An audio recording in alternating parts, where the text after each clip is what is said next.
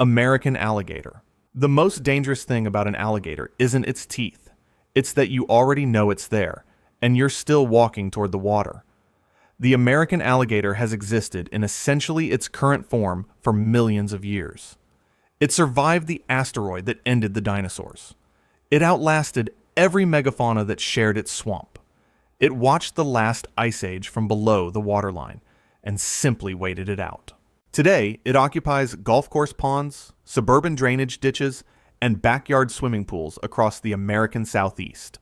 A prehistoric apex predator that didn't adapt to human expansion so much as it ignored it entirely. When it bites, it doesn't chew.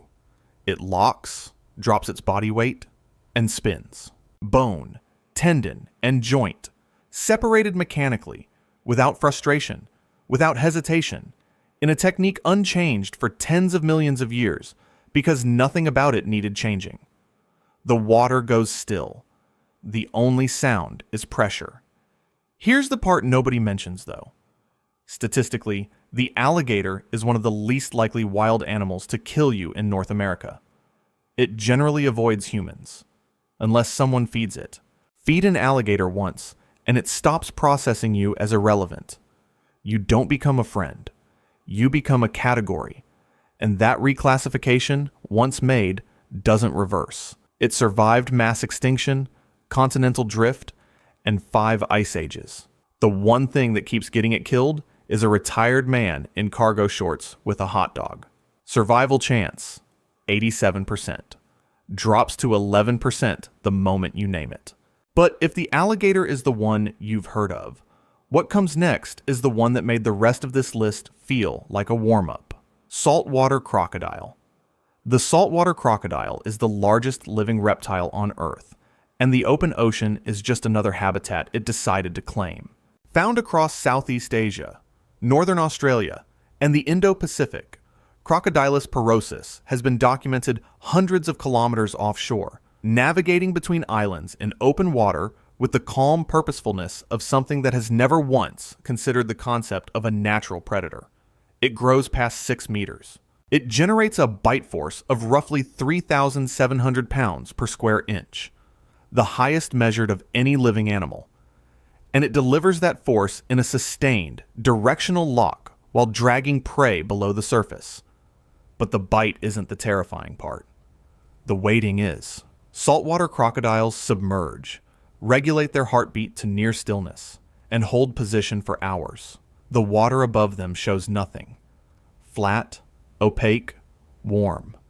No ripple, no silhouette. You're standing at the bank washing your hands, or collecting water, or doing something completely ordinary, and it's been watching you since before you arrived. Documented attacks occur most frequently during routine shoreline activity, not during anything reckless. The crocodile wasn't provoked. It was already there. According to accounts from communities across northern Australia and coastal Papua New Guinea, people don't stop going to the water. They simply learn to move differently near it. The awareness that something might be watching changes the texture of every ordinary moment near the shoreline. The air feels closer. The water looks deeper than it is. Survival chance, 14%. And only if it wasn't already watching you walk down to the bank. But if the saltwater crocodile owns the Indo-Pacific, there's one that owns something far older, a river that built civilization and quietly collected its tithe, Nile crocodile. The ancient Egyptians built a god in its image, and the Nile crocodile accepted that as nothing more than accurate. Crocodylus niloticus has occupied the Nile and sub-Saharan Africa for millennia. And according to ancient Egyptian belief, the god Sobek, crocodile-headed, river-ruling, and morally indifferent, embodied the Nile's central paradox. The same water that fed the crops could pull you under in 4 seconds. Temples kept live crocodiles as sacred animals. Priests adorned them with gold and linen. The crocodiles accepted the reverence, ate when hungry, and made no theological distinctions. Today, the Nile crocodile is responsible for more documented human fatalities than any other crocodilian species. Hundreds of deaths per year across sub-Saharan Africa, according to documented accounts, though precise figures vary by region and reporting access. It times its strike to the moment of maximum exposure, the exact second a limb extends over the surface, and the strike itself produces almost no sound before contact. But here's what the myth actually means. Nile crocodiles are documented cooperative hunters. Multiple individuals position around prey in coordinated formation, using their bodies to corral fish or control access to a carcass. Spatial reasoning, group tactics, in an animal with a brain roughly the size of a walnut. Every civilization that built along the Nile built around the crocodile, not by conquering it, but by accepting that the river came with a cost, and that the cost had teeth. Sobek was the god of fertility, water, and military power. The crocodile didn't need the mythology to justify any of that. It was already operating that way. Survival chance, 22%. Higher if you avoid the water. Lower if you've ever described the Nile as peaceful. Gharial. The gharial looks like something designed to be terrifying and then quietly reassigned. Native to the rivers of the Indian subcontinent, primarily the Chambal and Gandak, Gavialis gangeticus carries a lineage that diverged from other crocodilians tens of millions of years ago.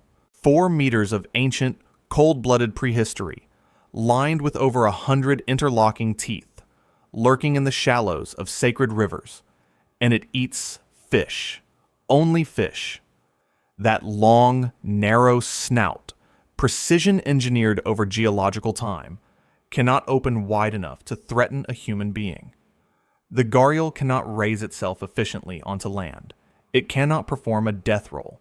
In the water, it moves like smoke, but on the bank, it barely moves at all, lying pale and enormous and completely harmless in the afternoon heat. According to Hindu tradition, the Ganges and its tributaries are sacred spaces, and the gharial and the Gangetic River dolphin both occupy those waters as protected animals, revered rather than feared. Here's the twist. The gharial is critically endangered, with fewer than 1,000 mature individuals remaining in the wild, according to current conservation assessments. And it wasn't hunted to that edge because anyone feared it. Its rivers were dammed, drained, and mined for sand. The most harmless crocodilian alive is disappearing, not because it threatened anyone, but because no one thought about it at all. It survived tens of millions of years of evolutionary pressure and mass extinction events. It could not survive irrigation infrastructure. There's a particular kind of tragedy in something that outlasted the dinosaurs losing to agricultural development. It didn't need you to be afraid of it. Apparently, it needed you to notice it existed. But if the gharial retreated from human civilization, what comes next moved directly into it and started checking the water pressure. Mugger crocodile. The mugger crocodile has been found in wells, temple ponds, irrigation canals, and flooded city streets, and it does not appear to find any of this unusual.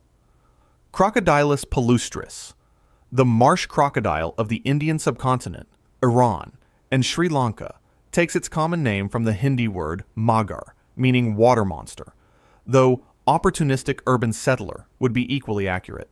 It is a generalist in the most unsettling sense. It eats fish, birds, mammals, and carrion, excavates burrows to survive drought, travels overland between water sources, and has been documented entering villages during monsoon flooding and simply declining to leave once the water receded. It interprets every expansion of human settlement as a potential new habitat, which is either remarkable adaptability or a complete disregard for the concept of private property, depending on your perspective. But here's what nobody mentions. At several sites across India and Pakistan, including the documented Mugger Pier Shrine, mugger crocodiles, and human communities occupy the same physical space in a negotiated coexistence that has persisted for generations. Pilgrims approach. Priests feed them. The crocodiles accept this with the composure of something that understood the arrangement before anyone explained it. The crocodile did not soften. The humans simply stopped flinching, which is either profound spiritual harmony or a very slow collective risk assessment. Survival chance, 61%. Significantly lower if you mistake the temple pond for a decorative water feature. The mugger adapted to human presence by becoming comfortable around people. What comes next adapted by becoming smarter than it should be. Cuban crocodile. The Cuban crocodile is small, fast, hunts on land, and exists in 2 swamps. The ground was the one thing you had left, and now you don't have that either. Crocodilus rhombifer is endemic to Cuba, the Zapata Swamp and Lanier Swamp on Isla de la Juventud, the most geographically restricted crocodilian on Earth, critically endangered, its entire wild population compressed into 2 ecosystems by centuries of hunting and habitat destruction. Fossil records suggest it once ranged across the Caribbean. Now it fits in 2 wetlands. And within those 2 wetlands, it evolved longer hind legs relative to its body size than almost any other crocodilian, giving it a more upright, mobile gait across solid ground. It jumps. Documented accounts describe coordinated group behavior during hunts, multiple individuals moving in concert to pursue and corner terrestrial prey. A critically endangered crocodile that coordinates with other crocodiles and jumps is the most alarming combination of attributes on this entire list. Here's the part that actually matters. The Cuban crocodile is hybridizing with the American crocodile in the wild, a genetic blending that threatens the taxonomic distinctiveness of both species. The most behaviorally sophisticated, small crocodilian in the Western Hemisphere may dissolve its own identity through interbreeding. Whether that's a conservation tragedy or the most aggressive survival strategy ever attempted by an animal on the edge of extinction is genuinely an open question. Survival chance, 44%. Drops to 9% if there's more than one and you're more than a few feet from the water. But if the Cuban crocodile is dangerous because of what it learned, the next one is dangerous simply because of where it lives. Black caiman. The Amazon already wants you dead. The black caiman is just the part of it that moves. Melanosuchus niger is the largest predator in the Amazon basin, reaching 5 meters or beyond according to documented accounts, though maximum size estimates vary by source, and the apex crocodilian of the Western Hemisphere. Its hide is dark enough that in the Amazon's blackwater rivers, at night, it produces no silhouette, no reflection. The water simply shifts, and then it's there.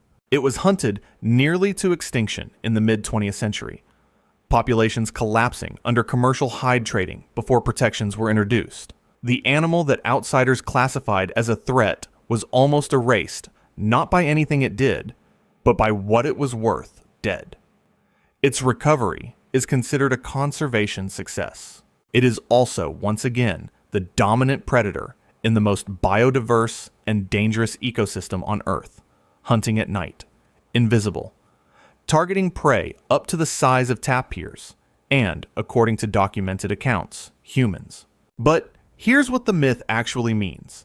Indigenous communities throughout the Amazon have coexisted with black caimans for centuries, incorporating them into cosmology and navigating the river with an understanding of caiman behavior that outsiders took generations to begin documenting. The animal classified externally as a monster is, for those who live alongside it, simply a neighbor. An apex neighbor with a particular dietary range, but a neighbor. The market that almost killed it is still operating. The black caiman is larger now than it was when the protections came in. It came back, and it didn't come back smaller. Survival chance, 31%. That number assumes you see it first, which you won't. But everything on this list has been a species, a pattern, a category, a type. What closes it out is different. It's a single animal, with a name. Gustav. Gustav is not a species. He is an individual Nile crocodile, named, documented, and estimated by researchers to have killed over 300 people along the shores of Lake Tanganyika and the Ruzizi River in Burundi. French naturalist and filmmaker Patrice Fay first documented and named him in the late 1990s, spending years attempting to capture or study him. By Fay's estimates, Gustav exceeds 6 meters in length, and weighs over 900 kilograms, though all measurements are observational. He has never been captured. 3 bullet scars mark his body. A chunk is missing from his right shoulder. Whatever left it did not finish the job. Gustav's size makes him too large to efficiently hunt the prey Nile crocodiles typically target. So he hunts large mammals, hippos, buffalo, and humans, not opportunistically, but in documented patterns of return to specific village areas along the lakeshore, causing entire communities to relocate according to reported accounts. Patrice Fay built a large floating cage trap with live bait and came closer to capturing Gustav than anyone before or since. Gustav approached. He assessed it. He left. His last confirmed sighting was in 2015, though reports remain inconsistent and difficult to verify. By Fay's estimates, he is now in his 60s, elderly for a crocodile, which means nothing, because crocodiles do not age in any direction that affects what they are. Here's the part that makes the rest of this list feel different, in retrospect. Every other entry is a species, a pattern, a category of animal you can study, map, and measure. Gustav is a person. Not metaphorically. He has a name, a documented history, and a face that researchers who have spent years looking for him recognize on sight. Patrice Fay sat across from him, close enough to count the scars, and understood in some immediate and irreversible way that the crocodile was also conducting an assessment. And then Gustav chose to leave. That time. Survival chance. 0% if he selects you. 100% if he doesn't. He selects. Every animal on this list is a version of the same answer to the same question. What does something look like that evolution gave up trying to improve? The answer, across every continent, every river system, every sacred temple pond, and Blackwater Amazon tributary, is the same. Patient, armored, ancient, and indifferent to your presence in any way that isn't nutritional. We spent this entire video measuring them by size, by kill count, by geographic range, by how many ways they've found to end a human life. And not one of them noticed. The alligator in the Florida drainage ditch and Gustav on the shores of Lake Tanganyika are operating on the same biological logic, refined over 200 million years into something so efficient it stopped needing refinement entirely. We built gods in their image. We built fences around them. We hunted some of them to the edge of extinction and called it progress. They were here before the first human being looked at a river and decided it was safe. They will assess that question on their own terms, in their own time, and they have never once needed our permission. King Cobra. The king cobra doesn't just bite you. It looks at you first, and it genuinely sees you. Native to the forests and plains of South and Southeast Asia, it is the longest venomous snake on Earth, stretching up to 5.5 meters of muscle, scale, and deliberate intelligence. Its scientific name, Ophiophagus hanna, means snake eater, because its primary prey isn't rodents or frogs. It hunts other venomous snakes, tracking them through dense undergrowth with a patience that feels almost personal. In Hindu tradition, the king cobra is draped around Shiva's neck, coiled at the throat of destruction itself, because every culture that lived near this animal understood the same thing. This is not just a predator. This is a presence. When it rears up, it reaches chest height on a grown adult, spreads its hood wide, and holds eye contact. It builds nests, the only snake on Earth known to do so, and guards them with a ferocity that herpetologists describe as maternal. Here's the twist. It is not the most venomous snake in this video. Gram for gram, its toxin is relatively modest. What makes a king cobra bite catastrophic is volume. One strike delivers enough neurotoxin to kill an elephant. The dose is the weapon. It doesn't rattle. It doesn't perform. It simply rises, holds its position, and waits to see what you do next. Survival chance, 35% without antivenom. Higher if you have better reflexes than your pride. But awareness is a luxury that assumes you have time to be aware. What comes next closes that window entirely. Black mamba. The black mamba is not black. That's the first thing it lies to you about. Its exterior is gray-brown, the color of dry savanna rock and dead bark, built to disappear into exactly the landscape where you'd be walking without looking down. The black is inside its mouth, a deep, ink-dark warning it displays when cornered, a color so stark against pale gums that witnesses describe it as looking less like an animal and more like an opening into something. Across sub-Saharan Africa, local names for it translate roughly to the shadow of death and the one that doesn't miss, and those aren't metaphors born from exaggeration. The black mamba is the fastest snake on Earth, capable of reaching 20 kilometers per hour over short distances, fast enough to pace a running human across open ground. It doesn't strike once. Documented encounters record up to 12 consecutive strikes, each one injecting fresh neurotoxin, the venom shutting down the nervous system with a speed that makes the hours feel borrowed. Untreated, fatality approaches 100%, death arriving somewhere between 7 and 15 hours after the bite, the body going quiet, one system at a time. But here's what nobody mentions in the same breath as those numbers. The black mamba is not aggressive by nature. Every documented case of unprovoked attack, examined closely, is a case of an animal that was cornered, surprised, or defending a nest. It didn't evolve to kill humans. It evolved to survive everything that tried to kill it. And over millions of years, the cost of backing down became too high to risk. You terrify it first. It just has better follow-through. Survival chance: 20% with anti-venom, assuming the hospital is close, the roads are clear, and someone around you knows what they're looking at. Speed and volume: that's two ways a story ends badly. But the next entry on this list never needed either. It just needed to be the most toxic thing alive, and then disappear somewhere no one would think to look. Inland taipan, the most venomous snake in the world, has killed, in all of recorded history, exactly nobody. The inland taipan lives in the Channel Country of Central Australia, a semi-arid expanse of cracked clay and dry riverbeds so remote it barely registers on maps that matter to most people. Formally described by science in 1879, it then vanished from scientific records for nearly a century, rediscovered in 1972 by researchers who had to be told where to look.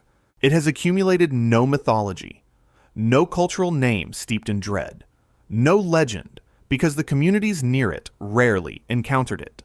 And yet, one bite carries enough venom to kill 100 adult humans. Its LD50, the standard measure of lethal dosage, makes it the most toxic venom of any snake ever measured, by a margin that isn't close.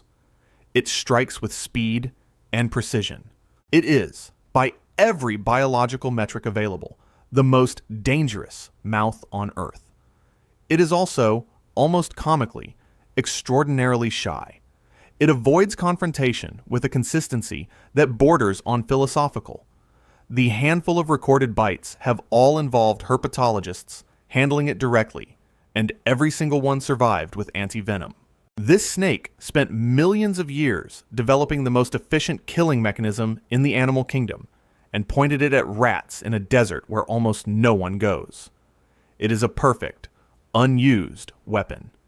The biological equivalent of engineering a nuclear warhead and leaving it in a shed. Somewhere in the Australian outback right now, the most dangerous mouth in existence is trying to eat a small mammal in peace. Survival chance: 100%, statistically, unless you are a rat, or a herpetologist having a difficult afternoon.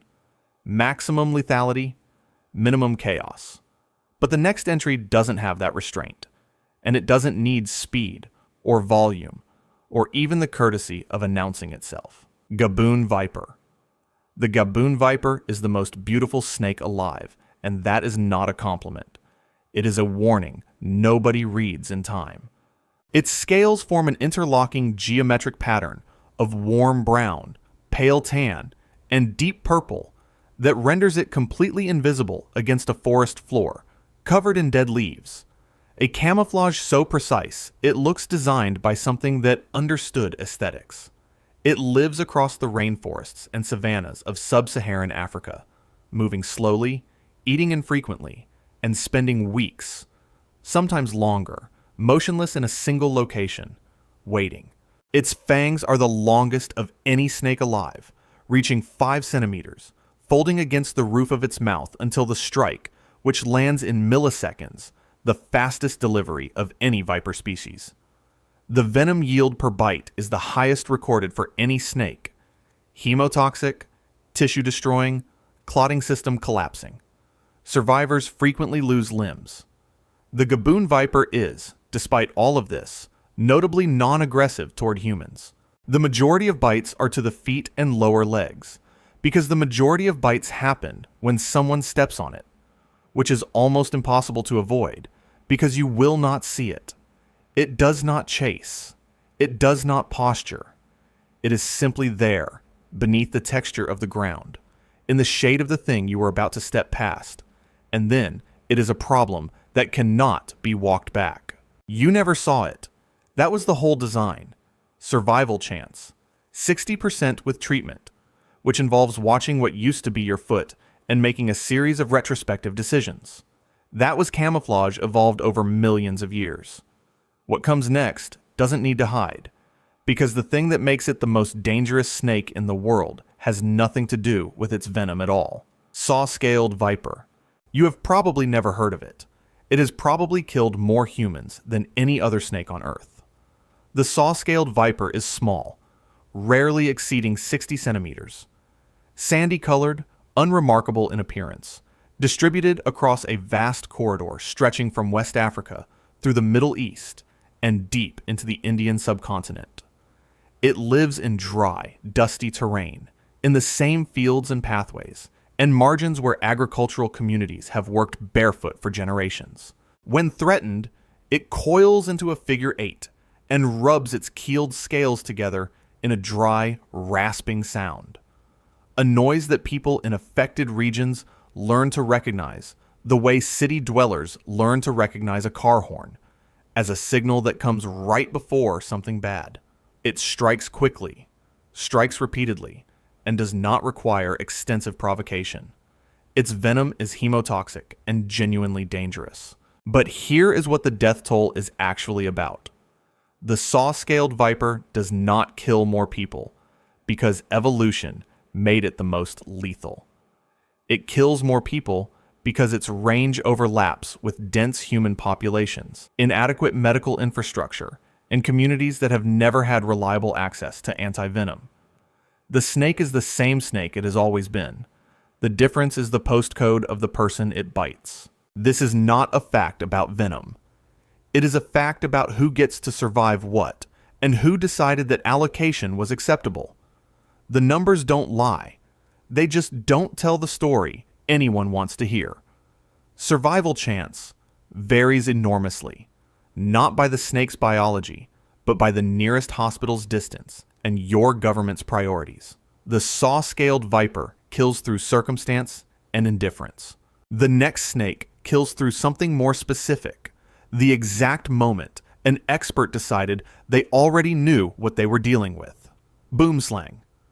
Carl Schmidt was one of the most respected herpetologists alive, curator of zoology at the Field Museum of Natural History in Chicago, a man who had handled thousands of snakes across decades of fieldwork. In September 1957, he was bitten by a juvenile boomslang. He recorded the bite in his diary with clinical precision, noted mild symptoms, and went to bed. By the following morning, he was dead. The boomslang Dysphilitis typus is a slender tree snake native to sub-Saharan Africa, its name Afrikaans for tree snake, its disposition mild, its appearance unremarkable, green or brown depending on region, twig thin, slow to provoke. For most of the 20th century, it was classified as harmless to humans. Rear-fanged, requiring deliberate chewing pressure to inject venom, non-aggressive, documented bites essentially non-existent. The scientific consensus was confident. Schmidt operated within that consensus as any reasonable expert would. The venom, it turns out, is hemotoxic in a way that dismantles the blood's ability to clot entirely. Bleeding begins everywhere simultaneously: gums, eyes, nasal membranes, internal tissue. Schmidt documented his own symptoms in careful notes through the afternoon and evening, believing he had received a sublingual dose, right up until his body began contradicting him. The boomslang did not evolve to punish expertise. It evolved to eat chameleons and trees. But the specific danger of certainty, the moment knowledge becomes assumption, an assumption stops you from treating a bite you have already decided is fine. That is entirely a human design. He was methodical to the end. The snake was not keeping score. That was a snake that killed through confidence. What closes this list doesn't need confidence, or camouflage, or records, or reputation. It kills through something that shouldn't biologically exist, and science is still deciding what to do about that. Blue Malayan coral snake. Most venom tells your body to stop.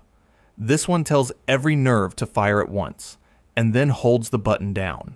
The blue Malayan coral snake, Calliophis b. virgata, is found across the understory of Southeast Asian rainforests, Malaysia, Thailand, Indonesia, Singapore. A small, slender snake with scales so deeply blue-black they absorb light, a head the color of arterial red, a belly that burns the same vivid crimson, displayed when threatened by a slow coiling that exposes the underside like a warning written in a language most things can read. It is rarely encountered. It is rarely studied. For years it was classified as rear-fanged and medically insignificant, another understory predator cataloged and filed away. Then researchers examined its venom mechanism. Standard neurotoxins block sodium channels in nerve cells. They shut the signal down, induce paralysis, stop the body's electrical conversation with itself. The blue Malayan coral snake's venom does the opposite. It locks sodium channels permanently open. Every nerve fires. Simultaneously, continuously. Muscles contract and cannot release. The diaphragm, the muscle that keeps you breathing, seizes. Death is not the stillness of paralysis. It is the opposite of stillness. Every alarm in the body triggered at once, held there, with no off switch. There is no anti-venom. Not because the venom works too fast to treat, but because so few bites have been recorded that pharmaceutical development has no commercially viable case to answer. The mechanism is genuinely novel. Researchers have described it as a significant biological discovery. The response from the systems that produce medicine has been, so far, a considered silence. This is not a fact about the snake. The snake is doing exactly what evolution built it to do. In a forest, most people will never enter. Eating prey most people will never see. Carrying a molecular key to a lock that shouldn't exist in a body the size of a pencil, colored like something that knows it doesn't need to hide. Every snake in this video was dangerous for a different reason. The famous one you misunderstood. The fastest one was only ever defending itself. The most toxic one never bothered anyone. The invisible one required no effort from you at all. The deadliest one is a healthcare failure wearing scales.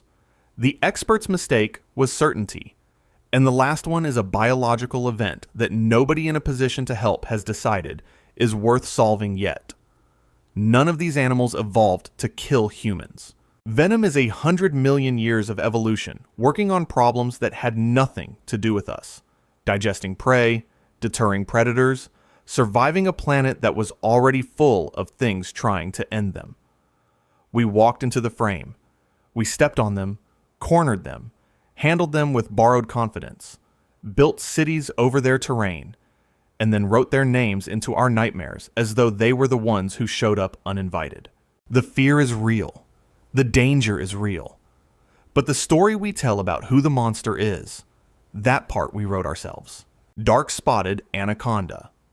The dark-spotted anaconda is the runt of the anaconda family, and almost nobody talks about it. Maxing out at around 7 feet long with a slim, agile build, it looks like someone shrank a green anaconda and scattered irregular dark brown spots across its olive body. Named after American ornithologist Rodolphe Meyer de Chauncey, who donated a specimen to the Philadelphia Zoo back in 1924. This snake spends its life in the seasonally flooded swamps and marshes clustered around the mouth of the Amazon River in northeastern Brazil and coastal Guyana. It is non-venomous, semi-aquatic, and hunts fish, frogs, and small mammals in the murk. The real problem for this species is not predators. It is deforestation. Its range is one of the smallest of any anaconda, and the wetlands it depends on are being drained and cleared at a rapid pace. Scientists know very little about its population size, which is itself a bad sign. Bolivian anaconda. The Bolivian anaconda, also called the Beni anaconda, was not even recognized as its own species until 2002. For years, researchers thought it was just a weird hybrid between the green and yellow anaconda, but genetic analysis eventually confirmed it deserved its own classification under the name Eunectes beniensis. It grows to roughly 10 to 14 feet and weighs between 50 and 70 pounds, with a yellowish-green body marked by dark, irregular blotches that make it look almost identical to its more famous relatives at a glance. Its entire known range is confined to the Beni lowlands of Bolivia, some of the most remote and waterlogged terrain in South America. Because it was only formally described 23 years ago, nearly everything about its behavior, maximum size, and population health remains uncertain. It could be larger than current estimates suggest. Nobody has studied it closely enough to say for sure. Yellow anaconda. The yellow anaconda is the most visually striking member of its genus, and it does not get nearly enough credit for it. Stretching 10 to 14 feet long and weighing up to around 100 pounds, its body blazes with bright yellow scales overlaid with irregular black and brown saddle markings that make it look almost painted. Found across Paraguay, Bolivia, Argentina, and parts of Brazil, it tends to favor the wetlands and slow river margins of southern South America, sharing its territory with capybaras and caimans, both of which end up on its menu. Like all anacondas, it is a non-venomous constrictor, squeezing prey until the heart stops before swallowing it whole. Females grow substantially larger than males, which is a pattern you will see repeatedly in this video. The yellow anaconda is sometimes called the Paraguayan anaconda, though its range extends well beyond that single country. Boa constrictor. The boa constrictor is probably the snake most people picture when they hear the word constrictor, and it has earned that reputation across millions of years of evolution. Typically reaching 10 to 13 feet and weighing up to around 60 pounds in the wild, it is a muscular, medium-heavy snake with one of the most beautiful natural color patterns on Earth. Rich saddle markings in tans, creams, and browns that deepen dramatically toward the tail into deep rust red. It thrives across an enormous range from Central America down through South America, adapting to rainforest, dry scrubland, and even the edges of farms and towns. What separates the boa from every python on this list is reproduction. Boas give birth to live young, sometimes delivering litters of 10 to 64 squirming juveniles at once. Lifespans in captivity regularly exceed 20 years, sometimes reaching 30. For its size, it is one of the most ecologically flexible large snakes alive. Indian python. The Indian python is the quieter, slightly smaller cousin of the Burmese python, and for a long time taxonomists lumped the two together as a single species before genetic evidence forced a split. Found across India, Sri Lanka, Nepal, Pakistan, Bhutan, and Bangladesh, it typically reaches 10 to 13 feet, with the largest verified wild specimen recorded at 15 feet and around 115 pounds. Stocky, yellowish, and patterned with dark chocolate brown blotches across its body. Despite its size, it is widely considered one of the most docile of the large pythons, rarely initiating contact with humans. It ambushes mammals in grasslands, forests, and wetland margins, and after a large meal, its metabolism slows so dramatically it can go weeks or even months without eating again. It is a protected species across much of its range, But habitat loss and the skin trade continue to shrink its wild population. Cuban boa. The Cuban boa is the largest snake in the entire Caribbean, reaching up to 16 feet, and it does something no other large snake on Earth has been documented doing. It hunts cooperatively. Researchers have observed groups of Cuban boas positioning themselves across the entrances of bat caves in a loose curtain formation, coordinating to intercept bats as they fly in and out, in what appears to be genuinely collaborative predation. It is one of the only confirmed examples of coordinated group hunting in any snake species. Found exclusively on Cuba and a handful of nearby islets, this nocturnal constrictor also targets birds and rodents outside of cave hunting seasons. Its scientific name is Chilobothrus angulifera, and despite being the Caribbean's apex serpent, it remains far less studied than mainland giants of comparable size.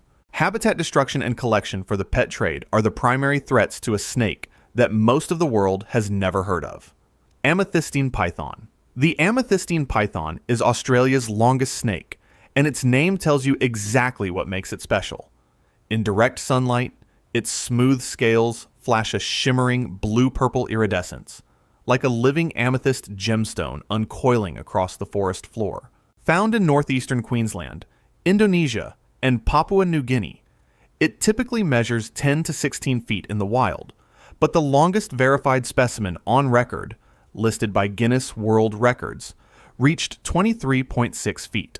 Young individuals are arboreal, spending their early years hunting in the canopy, but adults grow too heavy for trees and transition to ambushing wallabies and cuscus along riverbanks on the ground. In Australian suburbs, it regularly makes headlines for entering homes and knocking over furniture, earning a reputation as the most casually disruptive large snake in the world. Taxonomists have since split the broader species complex into 5 distinct species under the Somalia genus, with the Australian population specifically known as Somalia kinghorni. King cobra. The king cobra is the longest venomous snake on Earth, and it knows it, averaging 12 to 15 feet in length, with the longest wild individual ever reliably measured, hitting 18.8 feet in Malaysia in 1937. A specimen later brought to London Zoo, where it grew even longer before being euthanized at the outbreak of World War II to prevent a potential escape during bombing raids. It is a snake that has generated legends for good reason. Its venom is neurotoxic and delivered in enormous volume. A single bite reportedly carries enough to kill 20 adult humans, or, according to widely cited accounts, a full-grown elephant, though that upper claim should be treated with some caution. Unlike every other large snake on this list, the king cobra feeds almost exclusively on other snakes, including venomous species. It is also the only snake in the world that builds a nest from leaf litter, with females guarding clutches ferociously. Its scientific name, Ophiophagus hanna, translates to snake eater. Black mamba. The black mamba is not actually black. Its scales are dark olive to gray-brown, and the name comes from the jet black interior of its mouth, which it gapes wide as a threat display. A glimpse of darkness that has become one of the most feared sights in the African bush. Africa's longest venomous snake. It reaches up to 14 feet, but what makes it genuinely terrifying is not size. It is speed and toxicity combined. The black mamba can move at around 12 miles per hour in short bursts, faster than most humans can sprint, and it does not just bite once. It delivers rapid successive strikes, each injecting a powerfully neurotoxic venom that, without anti-venom treatment, can cause death in as few as 7 hours. Dendroaspis polylepis is its scientific name, and despite the fearsome reputation, it actively avoids confrontation with humans. But corner one, and it will not hesitate. African rock python.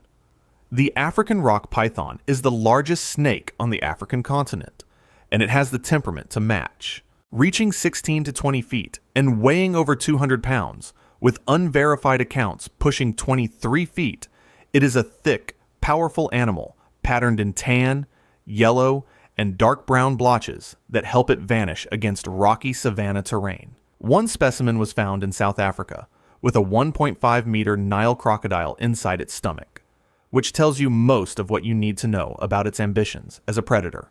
Unlike the relatively placid Burmese or Indian python, the African rock python is widely considered aggressive and quick to strike, and handlers approach it with considerably more caution than other large constrictors. It lays up to 100 eggs per clutch, one of the largest clutch sizes of any snake alive, with females coiling around the eggs for roughly 3 months until they hatch.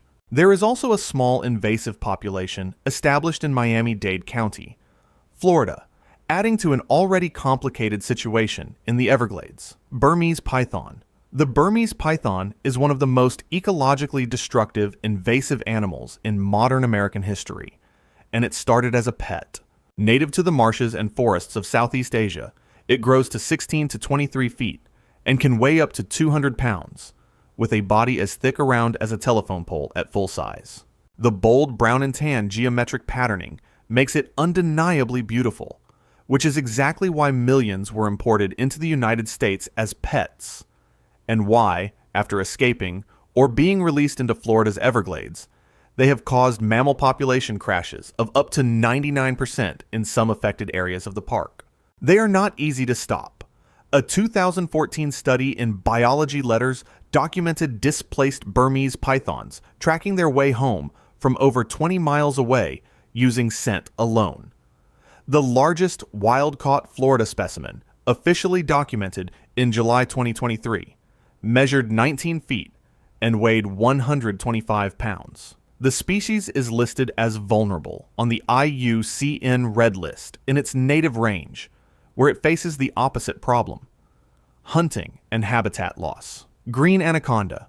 The green anaconda does not hold the length record, but in terms of raw mass, nothing alive on Earth comes close. Females regularly reach 15 to 20 feet and can push toward 30 feet in extreme cases, with a body diameter up to 12 inches and a weight that can exceed 500 pounds, making a large female heavier than most male lions. It is an aquatic ambush predator, slow and awkward on land, but devastatingly fast in the dark rivers and flooded swamps of the Amazon and Orinoco basins. Its eyes sit on the top of its head, so it can lie almost completely submerged and still watch the bank. Documented prey includes capybaras, caimans, deer, and, rarely, jaguars. After mating, females have been documented consuming the male, one of the more striking examples of sexual cannibalism among large vertebrates. In 2024, scientists described a genetically distinct northern population as a new species, Eunectes akiyama, found in Ecuador's Bameno region, suggesting the green anaconda, as we understood it, may not be a single species at all. Reticulated python. The reticulated python is the longest snake alive, and it is not a close competition. Native to the rainforests and river margins of Southeast Asia, Indonesia, Malaysia, the Philippines, it regularly exceeds 20 feet, with verified wild records approaching 25 to 26 feet, and unconfirmed reports pushing claims as high as 32 feet. The New York Zoological Society has offered a prize for any verified living snake over 30 feet. Originally $1,000 in the early 1900s under President Theodore Roosevelt, and later raised to $50,000, a reward that has never been claimed. Its name refers to its scale pattern, an intricate geometric net of gold, tan, brown, and black that is among the most complex natural colorations of any reptile. It is also the only large snake with multiple verified accounts of killing and swallowing adult humans whole, including a widely reported 2017 case in Indonesia. Despite this, most individuals eat rats and small mammals, and many live in close proximity to villages and cities without incident. Its scientific name is Malaopython reticulatus. Titanoboa. Titanoboa makes every snake on this list look like something you could keep in a shoebox. Living approximately 60 to 58 million years ago in what is now the Cerrejón coal fields of northern Colombia, shortly after the extinction of the dinosaurs, Titanoboa carajonensis is estimated to have reached 42 to 46 feet in length and weighed around 1,135 kilograms, roughly 5 times heavier than any snake alive today, and 3 meters longer than the largest reticulated python on record. Its vertebrae alone were over 4 inches wide, larger than a human hand. Scientists use its size as a paleoclimate indicator. For a cold-blooded animal to reach that mass, the ancient tropics must have been significantly hotter than they are today. It was almost certainly an aquatic ambush predator, like an impossibly scaled-up anaconda, waiting in prehistoric swamps for prey we can barely imagine. In 2024, researchers announced a rival candidate, Vasuki indicus, a fossil snake from western India, dated to around 47 million years ago, estimated at 36 to 49 feet. Though scientists have urged caution about crowning a new record until the measurements are fully verified. Cuvier's dwarf caiman, the smallest crocodilian in the entire Americas, Cuvier's dwarf caiman is the alligator family's best-kept secret.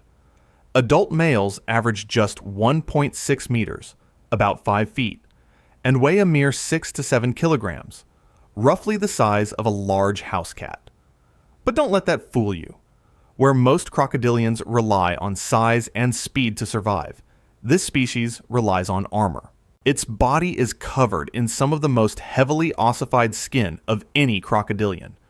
Hard bony plates called osteoderms run not just down its back, but across its belly and tail, making it feel more like living rock than reptile.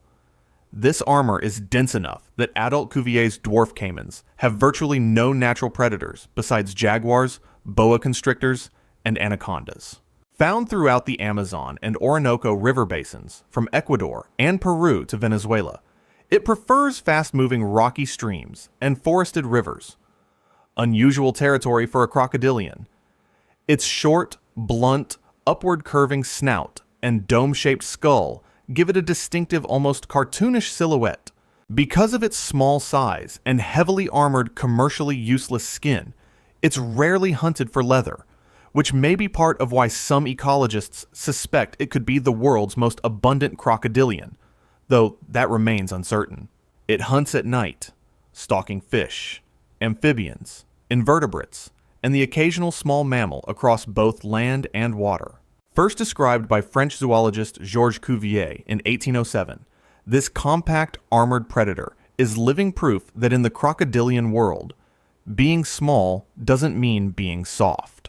Schneider's dwarf caiman, noticeably larger than its Cuvier's cousin, with males reaching up to 2.3 meters compared to Cuvier's average of 1.6 meters, Schneider's dwarf caiman occupies a similar ecological niche across the Amazon and Orinoco basins, but carves out its own identity in several key ways. Named after German naturalist J.G. Schneider, who described the species in 1801, it's sometimes called the smooth-fronted caiman, because it lacks the bony ridge between the eyes found in most other caiman species. Its skull top is strikingly flat and featureless compared to its relatives. Like Cuvier's, it carries heavy bony armor across its body, and for exactly the same reason, it's largely ignored by the leather trade. Those calcium-reinforced scutes make its skin essentially unusable for commercial products, and as a result, it sits comfortably at IUCN Least Concern status. What makes Schneider's particularly interesting is its hunting behavior. More than most crocodilians, it ventures onto land to pursue prey, feeding on fish, lizards, snakes, and even porcupines and pacas. Its triangular, spike-like scutes running along the tail give it a jagged, prehistoric silhouette in the low light of the forest floor. It inhabits densely forested streams and rivers, where the canopy blocks out most sunlight, giving these dark, slow waters a permanent twilight atmosphere. Secretive by nature, Schneider's dwarf caiman remains one of the least studied crocodilians, and much of its behavior in the wild is still not fully understood. Spectacled caiman. The spectacled caiman is not just the most common caiman. It is the most numerous crocodilian on Earth. Found across a vast range stretching from southern Mexico and Central America all the way down through South America to Bolivia, Cayman crocodilus owes its name to a distinctive bony infraorbital bridge between its eyes that looks like the frames of a pair of glasses. Adults are a dull olive to near black color, with yellow and black crossbands as juveniles, and they typically reach 1.5 to 2.1 meters in length, though historical specimens approached 3 meters before hunting pressure drove average sizes down, and that hunting pressure was severe. The spectacled caiman is the most heavily traded crocodilian in the world. More skins have been exported from its range than from any other species, which drove enough population decline that the United States Fish and Wildlife Service listed it as threatened in 1986. Despite this, it has proven remarkably resilient, adapting to rivers, swamps, seasonal wetlands, and even brackish coastal water. It's also adaptable enough to have established a breeding population in southern Florida after captive animals were released, where it now coexists uneasily with American alligators. 4 subspecies are recognized across its range. Its combination of geographic spread, habitat flexibility, and sheer numbers makes the spectacled caiman the defining face of the entire Alligatoridae family for most of the world. Broad-snouted caiman. The broad-snouted caiman has the widest, most dramatically U-shaped snout of any member of the alligator family, and that snout is not decorative. It is a purpose-built crushing tool. Caiman laterostris inhabits the marshes, coastal wetlands, mangroves, and river floodplains of eastern and central South America, primarily in Brazil, Argentina, Paraguay, Uruguay, and Bolivia. First classified by French naturalist Daudin in 1802, males can reach up to 3.5 meters in length, with females reaching roughly 2 meters. That wide, flat jaw exerts crushing force on its preferred prey: hard-shelled snails, freshwater crabs, clams, and turtles. Animals most crocodilians can't efficiently process. The broad-snouted caiman essentially has a jaw designed like a nutcracker, scaled up to reptilian proportions. It favors calm, densely vegetated wetlands over open rivers, often inhabiting the same areas as water hyacinths and dense reed beds where it can disappear completely when still. Among the caimans, it's known for displaying particularly attentive maternal behavior, with females guarding nests aggressively and sometimes cooperating in shared nurseries. Habitat loss along Brazil's Atlantic coast has put pressure on certain populations, but the species is generally considered at lower risk. What it lacks in fame, it more than makes up for in mechanical ingenuity. Few animals in the reptile world have evolved such a specialized tool for turning armored prey into a meal: Yacare caiman. The Yacare caiman is one of the most visually distinctive crocodilians on Earth, and the first thing people notice is its teeth. Unlike most crocodilians that show a closed, neat jawline when the mouth is shut, Caiman yacare displays its prominent lower teeth even at rest. They protrude upward along the sides of the snout in jagged, exposed rows that look more like a piranha's bite than a reptile's smile, earning it the nickname piranha caiman. Found in Argentina, Bolivia, Brazil, and Paraguay, it dominates the Brazilian Pantanal, the world's largest tropical wetland, in numbers that are staggering. The Pantanal alone is estimated to host around 10 million Yacare caimans, believed to represent one of the largest single crocodilian populations anywhere on the planet. Males grow 2 to 3 meters long, with females considerably smaller, at around 1.4 meters. Their diet is heavily focused on aquatic snails, which they crack open with powerful jaws, dissolving the shell fragments with extremely strong stomach acids. The 1970s and 1980s were catastrophic for the species.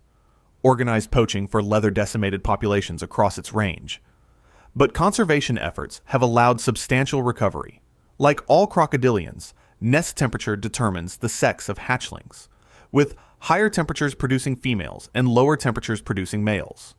Brown and patterned with dark blotches, the Yacare sits at the top of its wetland food chain, with numbers that speak for themselves. Chinese alligator. The Chinese alligator is the rarest and most endangered member of the entire alligator family, and one of the most critically endangered reptiles on Earth. Alligator sinensis, also called the Yangtze alligator or the muddy dragon, is one of only two true alligator species alongside the American alligator. But the two couldn't be more different in terms of survival. While millions of American alligators thrive across the southeastern United States, the Chinese alligator clings to existence in just a handful of locations in China's Anhui province along the Yangtze River Valley, with fewer than 100 wild individuals believed to remain, a number so low that more Chinese alligators currently live in zoos worldwide than in the wild. Adults average just 1.5 meters in length, making them the smaller of the two true alligators, and their yellowish-gray bodies are armored unusually heavily.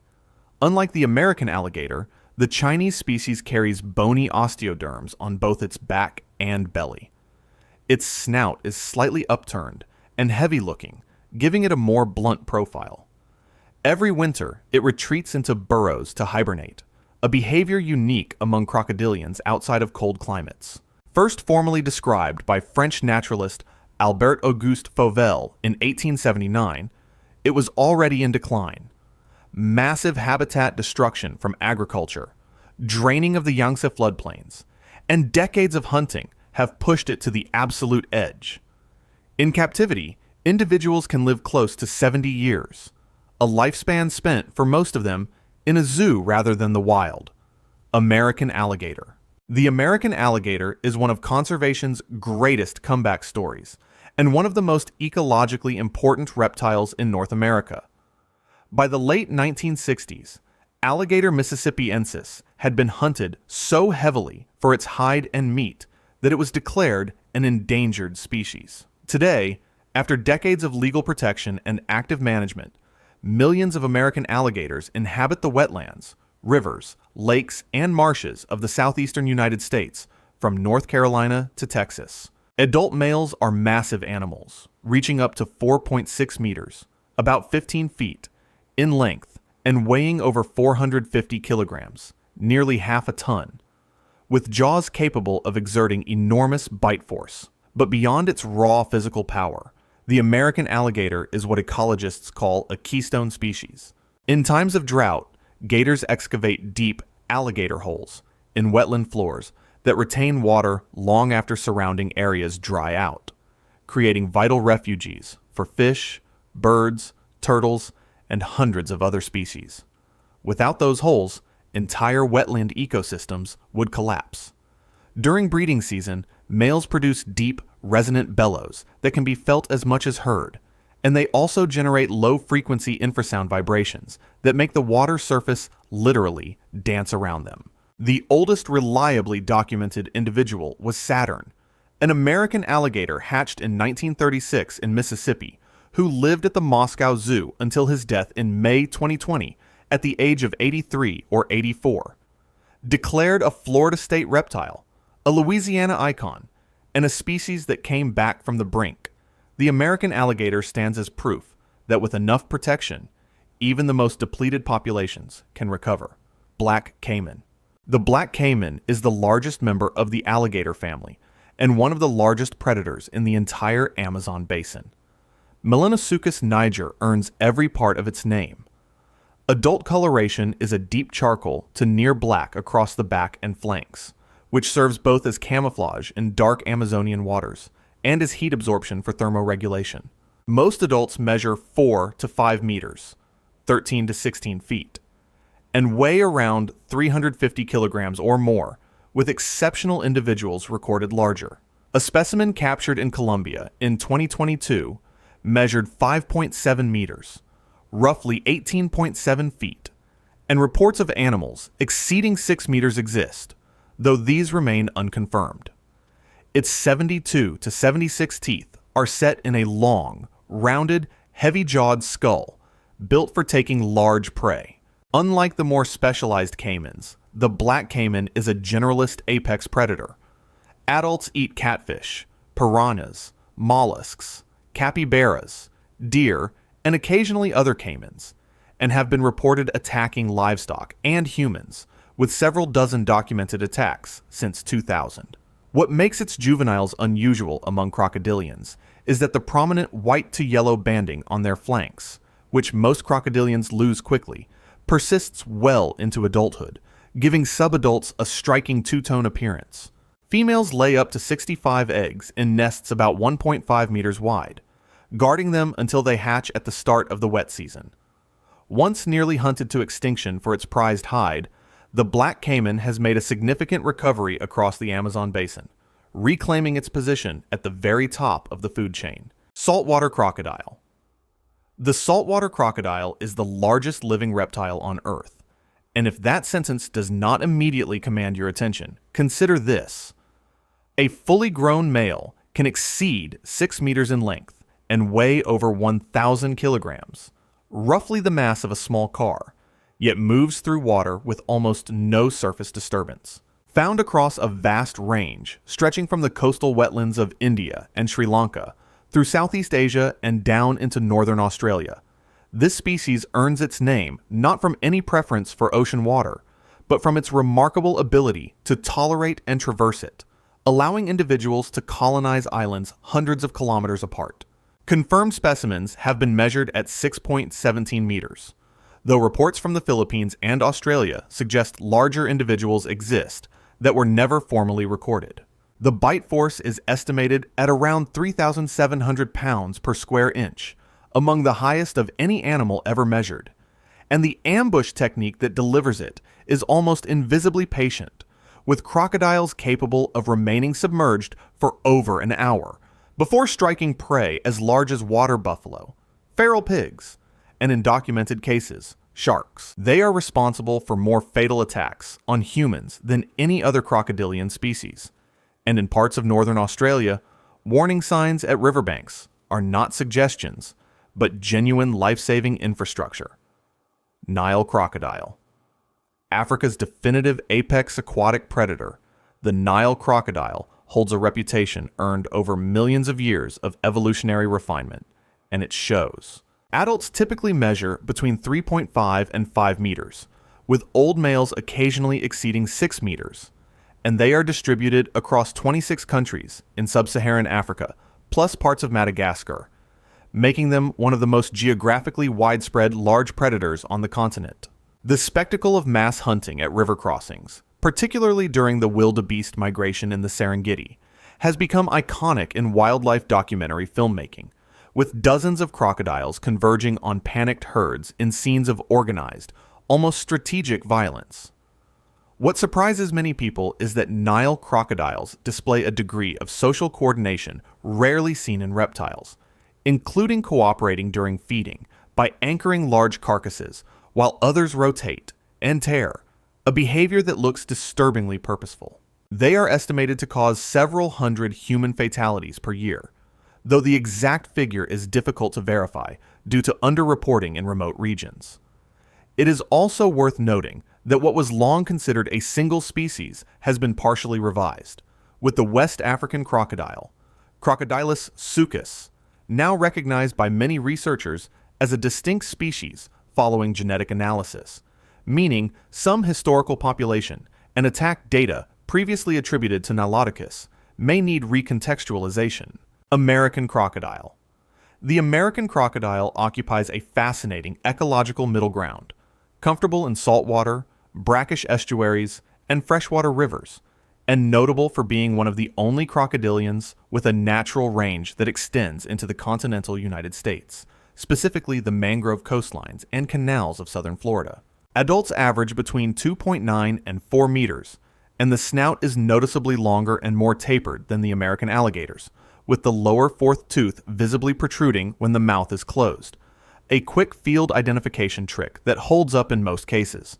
The Florida population was in serious trouble for much of the 20th century, but under federal protection, the numbers have climbed to an estimated 2,000 or more individuals, representing one of the quieter conservation successes in American wildlife management.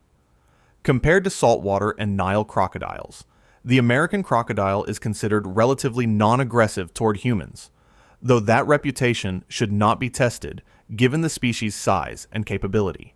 Uniquely, southern Florida is one of the only places in the world where two crocodilian species, the American crocodile and the American alligator, share overlapping habitat, a coexistence that works partly because the two occupy slightly different ecological niches within the same landscape. Mugger crocodile. The mugger crocodile is perhaps the most human-adjacent of all the world's crocodilians, having coexisted with dense human populations across the Indian subcontinent for thousands of years, which has produced a relationship that is equal parts reverence and danger. Found across India, Sri Lanka, Nepal, Iran, and Pakistan, it inhabits freshwater lakes, rivers, reservoirs, and marshes, and its unusually broad, rounded snout gives it a silhouette that looks more like an alligator than a typical true crocodile. The name mugger derives from the Hindi word for crocodile, and the species carries significant cultural weight in Hindu tradition, where it is associated with the deity Varuna, and kept as a near-sacred animal at certain temple sites across India.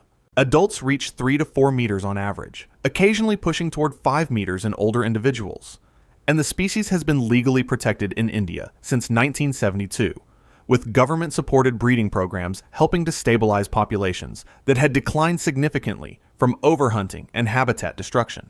Despite this, conflict with humans remains a persistent issue, particularly in rural areas where flooding can push muggers into villages, and attacks, while not as statistically frequent as those involving Nile or saltwater crocodiles, do occur. Orinoco crocodile. The Orinoco crocodile is among the most endangered large predators in the entire Western Hemisphere, and the story of how it got there is a familiar and grim one. Native to the Orinoco River Basin in Venezuela and Colombia, this species was hunted with industrial efficiency during the 20th century for its smooth, commercially valuable hide, and by the time protections arrived, the wild population had collapsed to a fraction of its historical numbers, with current estimates placing mature wild individuals somewhere in the low hundreds, though some sources cite fewer than 250 breeding adults. Exceptional individuals may reach lengths of 5 to 6 meters, which would make them among the longest crocodilians in the Western Hemisphere, though reliable large specimens are difficult to verify given how few remain. The snout is notably long and narrow, an adaptation for fish hunting, and the body is a striking pale yellowish tan that bleaches lighter under strong sunlight along exposed Orinoco sandbars. Venezuela has operated captive breeding and reintroduction programs for several decades, releasing captive-raised animals into protected river sections, but habitat insecurity and continued poaching pressure mean the species remains critically endangered on the IUCN Red List, with recovery uncertain. Cuban crocodile. Do not let the Cuban crocodile's relatively modest size fool you, because by most accounts, this is pound for pound one of the most aggressive and physically capable crocodilians alive. Adults typically measure between 2.1 and 2.5 meters, rarely exceeding 3 meters, which puts them well below the giants of the crocodilian world.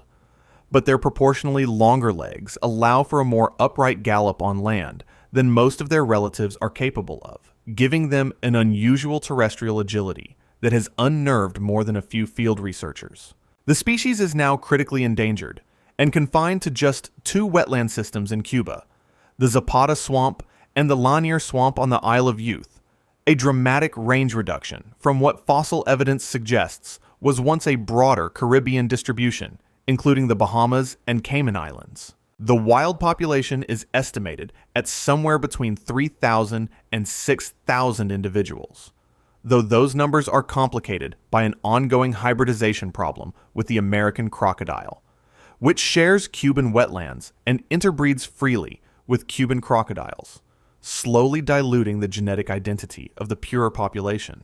The distinctive coloration, a black and yellow speckled pattern across heavily keeled scales, makes a purebred Cuban crocodile visually striking, but genetic testing has become increasingly necessary to distinguish pure individuals from hybrids in the field. Morlet's crocodile. Morlet's crocodile has spent most of its scientific history being misidentified, first lumped with the American crocodile due to geographic overlap in the coastal zones of Belize, Mexico, and Guatemala, and only formally distinguished as a separate species in the 20th century, following more detailed morphological study. It is a freshwater specialist, preferring the swamps, marshes, and slow-moving forest rivers of Central America, and its habit of retreating into dense vegetation makes it one of the more secretive members of the family, rarely seen basking in the open exposures that make other species so photogenic. Adults average between 2 and 3 meters, occasionally reaching 4 meters, and the coloration shifts from a dark banded brown-black in juveniles to a more uniform gray-brown in adults. The species was hunted heavily through the middle of the 20th century and brought to the edge of regional extinction in several areas before protective legislation slowed the decline, and populations have since rebounded meaningfully across much of its range. The species is named after Pierre-Marie Arthur Morellet, a French naturalist who collected specimens in Central America during the 1840s, one of those small historical footnotes that anchors an animal's taxonomic identity to a specific moment of European natural history documentation: Siamese crocodile. The Siamese crocodile is one of the quieter conservation catastrophes in the crocodilian world, a species that once ranged broadly across mainland Southeast Asia, from Thailand and Vietnam to Malaysia, Indonesia, and beyond, and has been compressed by hunting and habitat loss into a handful of remnant wild populations, with the Cardamom Mountains of Cambodia now representing the last significant stronghold. Wild population estimates are alarming, with some surveys citing fewer than 400 individuals remaining, and the situation is further complicated by the widespread commercial farming of saltwater crocodiles across the region, since escaping or released farm animals interbreed with wild Siamese crocodiles, muddying the genetic purity of what little remains. The species itself is medium-sized, reaching 3 to 4 meters in adults, with a relatively smooth dorsal surface and an olive-green coloration that blends effectively into its wetland environment. Large-scale captive breeding programs operate in both Cambodia and Thailand and hold far more individuals than the wild population, a situation that has become the norm for several critically endangered crocodilians, where zoos and farms are functionally the insurance policy against total extinction. Without aggressive habitat protection in the Cardamom Mountains and strict genetic management of captive lines, the Siamese crocodile's long-term future remains genuinely precarious. Philippine crocodile. The Philippine crocodile carries the unhappy distinction of being one of the rarest crocodilians on Earth, with wild populations likely numbering fewer than 250 mature individuals, a figure that places it in genuine danger of extinction within a generation without sustained intervention. Endemic to the Philippines and primarily found in freshwater rivers, ponds, and marshes on Mindanao, Luzon, and Palawan, it is a compact species by crocodilian standards, with adults typically reaching 1.5 to 2 meters and rarely exceeding 3 meters. The golden brown coloration and heavily armored dorsal surface giving it a solid, reinforced appearance relative to its modest length. One of the biggest obstacles to the species' recovery is not habitat destruction alone, but active persecution, as local communities frequently kill Philippine crocodiles out of fear, sometimes even within the boundaries of protected areas where enforcement is inconsistent. The situation is made more complicated by the fact that the much larger and genuinely more dangerous saltwater crocodile also inhabits the Philippines, and many local people do not distinguish between the two species, meaning the Philippine crocodile suffers from a reputation built partly by another animal entirely. Conservation organizations, including the Mabuwaya Foundation, have run community engagement and captive breeding programs for years, working to change cultural attitudes alongside the biological recovery work with modest but meaningful progress in some areas. New Guinea crocodile.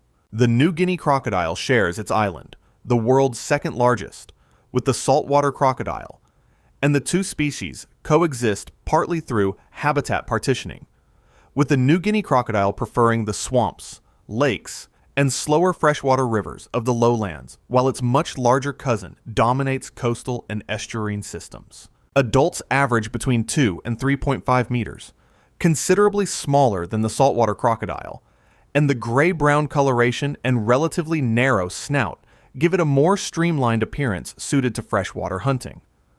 The species was commercially exploited heavily during the 20th century skin trade, with populations in some regions collapsing before international trade regulations reduced the pressure.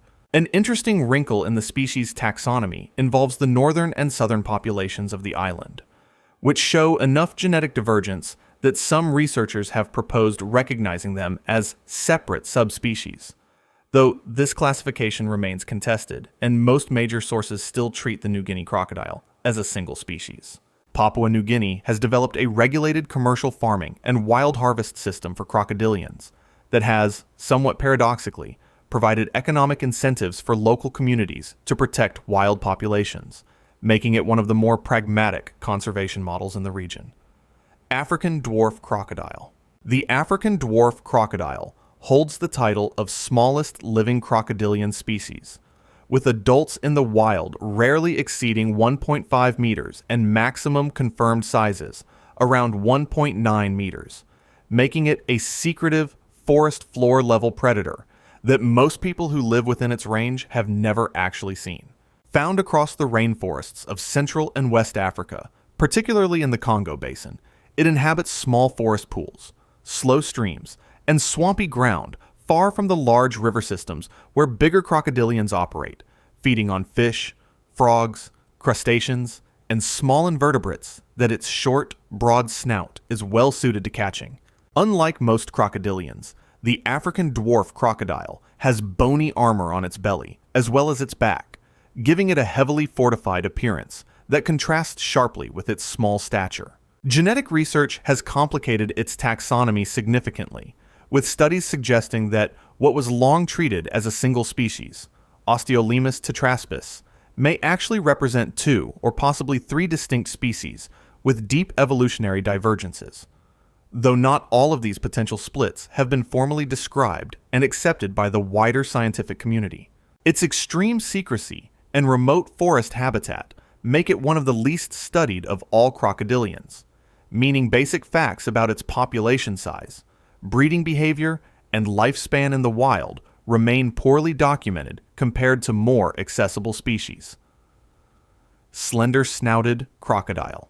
In 2018, a study by Shirley and colleagues delivered a significant revision to African crocodilian taxonomy by demonstrating that the slender-snouted crocodile, long treated as a single species called Mecastops cataphractus, was actually 2 deeply divergent species with a genetic split estimated at roughly 7 million years, approximately the same time frame as the divergence between humans and chimpanzees, which makes calling them the same animal seem rather casual in retrospect. The West African species, now designated Mecastops leptorhynchus, and the Central African species retaining the name Mecastops cataphractus share the same distinctive feature that gave the original species its name, an unusually long, narrow snout that strongly resembles a gharial's and is adapted for hunting fish in forest rivers. Both species are considered threatened, with the West African species potentially facing a more acute population crisis given the severe deforestation and hunting pressure across its range in countries including Ivory Coast, Ghana, and Senegal.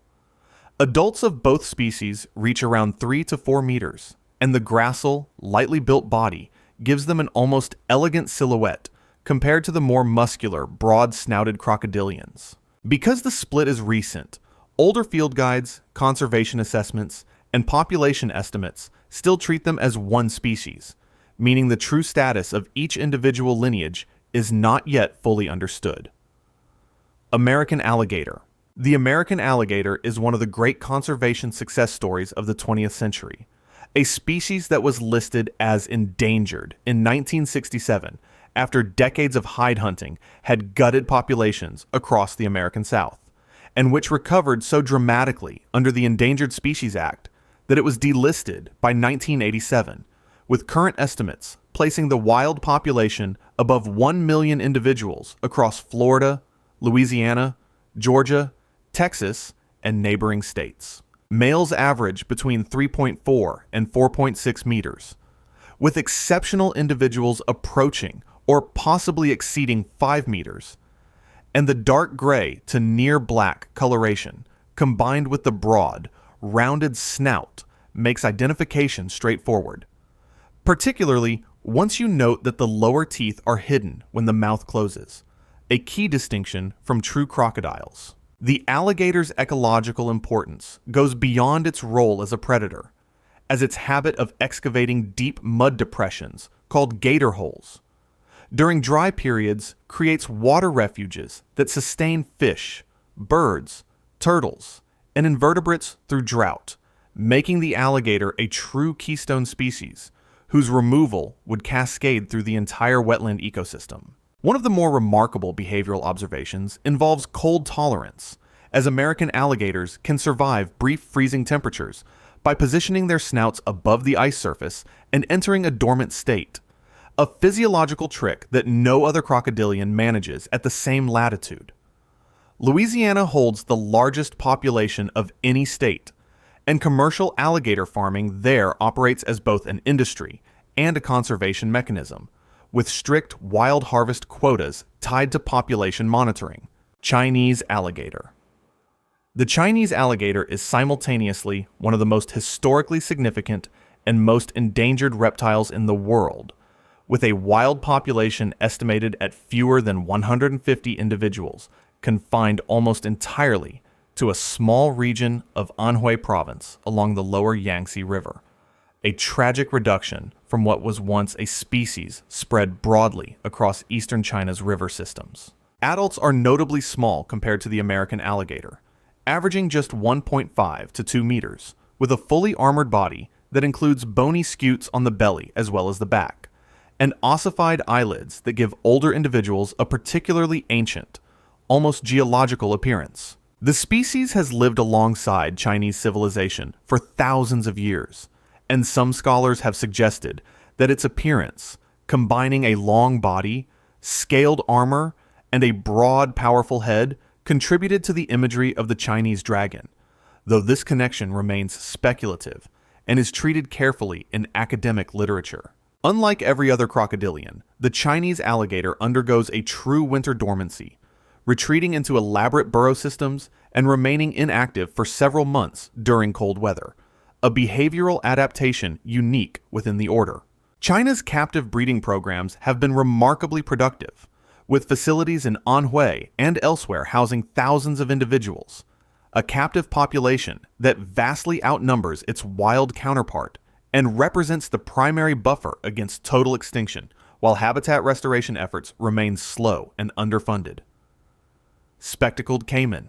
The spectacled caiman is the most abundant and widely distributed crocodilian on Earth, a distinction that might seem to settle any concerns about its future, but masks significant pressures across parts of its range. Found from southern Mexico through Central America and across northern and central South America to northern Argentina, the spectacled caiman occupies an extraordinary variety of habitats, including rainforest rivers, open savannas, man-made reservoirs, and agricultural wetlands, a flexibility that has allowed it to persist in landscapes that have eliminated less adaptable species. The name comes from the bony transverse ridge between the eyes that resembles the bridge of a pair of spectacles, a simple but reliable identification feature that distinguishes it from the broad-snouted caiman at a glance. Adults average between 1.4 and 2.5 meters, with females notably smaller than males, and 4 subspecies are generally recognized across the species range, each associated with a particular geographic region and showing slight variations in coloration and scale pattern. An introduced population has established itself in Florida, following escapes and releases from the exotic pet trade, adding another reptile management complication to a state already grappling with Burmese pythons, Argentine black and white tegus, and other invasive species competing with native wildlife. Broad-snouted caiman. The broad-snouted caiman has a snout so wide and flat it looks almost architectural, and that jaw shape is not aesthetic, it is functional, built to generate the crushing force needed to break open snail shells, freshwater turtle carapaces, and other hard-bodied prey that would defeat a more narrowly constructed jaw. Native to the Atlantic forest drainages of eastern South America, including Brazil, Argentina, Uruguay, Paraguay, and Bolivia. It inhabits a biome that has suffered some of the most dramatic deforestation in the world, losing over 85% of its original cover. Yet the broad-snouted caiman has shown a degree of resilience by colonizing degraded wetlands, drainage ditches, and even urban water bodies. Adults average between 2 and 2.5 meters, with larger males occasionally reaching 3 meters, and the tan to olive green coloration and very wide flat snout make the species visually distinctive, even at a distance. Like the Nile crocodile, female broad-snouted caimans display remarkably attentive maternal behavior, guarding the nest site during the incubation period and physically assisting hatchlings in breaking free from eggs and reaching water, a level of parental investment that is more sophisticated than most reptiles demonstrate. The species was heavily targeted during the 20th century hide trade, but has recovered substantially under Argentine and Brazilian protections, and is currently listed as least concern by the IUCN. Yacare caiman. The Yacare caiman is living proof that a crocodilian can be simultaneously common and visually spectacular, because the Pantanal wetlands of Brazil, Bolivia, and Paraguay, which represent this species' core habitat, may contain more individual caimans per square kilometer than any comparable area on Earth, with population estimates for the Pantanal alone ranging from 10 million to as many as 35 million individuals, depending on the survey methodology and season. Adults average between 2 and 2.5 meters, and one of the most distinctive features of the species is that the teeth of the lower jaw are often visible even when the mouth is fully closed, protruding slightly beyond the upper jawline and giving the animal a permanent jagged, slightly unhinged expression that looks more aggressive than it perhaps is. The diet includes a heavy proportion of piranha, which, given the piranha's own fearsome reputation, makes the food chain dynamic in a Pantanal waterway almost comically layered in predatory intensity. The species was heavily hunted through the mid-20th century, with millions of skins exported annually during the peak of the South American hide trade. But Brazilian federal protections introduced in the 1970s and 1980s allowed populations to rebound to their current extraordinary abundance. The Yacare caiman is closely related to the spectacled caiman and was historically treated by some researchers as a subspecies, but is now recognized as a distinct species occupying a more southerly distribution. Black caiman. The black caiman is the largest member of the alligator family and one of the largest predators in the entire Amazon ecosystem, with adults averaging 3 to 4 meters and exceptional individuals reported at over 5 meters. Dimensions that place it firmly in the category of genuinely dangerous apex predator rather than background fauna. The coloration in juveniles is especially dramatic, an almost jet black dorsal surface with gray banding along the lower jaw, and while adults lighten somewhat with age, a large black caiman lying motionless in dark Amazonian water is close to invisible until it is not. The species was hunted with devastating efficiency through the 20th century, driven by demand for its commercially valuable dark skin, and populations across much of the Amazon basin collapsed before trade restrictions and enforcement gradually reduced the pressure. As a top predator, the black caiman regulates populations of capybara, large fish, caimans of other species, and in documented cases, large anacondas, making it a structurally important species for Amazonian ecosystem function rather than simply a charismatic large reptile. The IUCN classifies the species under the older category of conservation dependent, essentially meaning that current population stability is contingent on continued management and protection, and that relaxing oversight would likely trigger renewed declines across much of the range. Cuvier's dwarf caiman. Cuvier's dwarf caiman holds the distinction of being the smallest crocodilian species in the world, with adult females rarely exceeding 1.2 meters, and even the largest males topping out around 1.6 meters. Yet despite this modest stature, it is arguably the most heavily armored crocodilian alive, with bony scutes covering not just the back, but the belly, and even the sides of the neck, in a nearly continuous shell of ossified tissue that makes the hide commercially worthless, and has almost certainly contributed to the species' survival during the peak decades of the crocodilian skin trade. Found across the Amazon and Orinoco basins in Colombia, Venezuela, Ecuador, Peru, Bolivia, and Brazil, it favors cold, fast-flowing forest streams and rocky rivers, an unusual ecological niche among crocodilians that typically prefer warmer, slower water. One of the more unusual nesting behaviors observed in this species involves the use of termite mounds as incubation sites, with females either constructing nests adjacent to mounds or incorporating mound material into the nest structure, using the consistent internal heat generated by termite activity to stabilize egg temperatures across the incubation period. Despite its wide range, Cuvier's dwarf caiman remains poorly studied compared to larger species, with fundamental details about lifespan, home range size, and population dynamics in the wild still incompletely understood.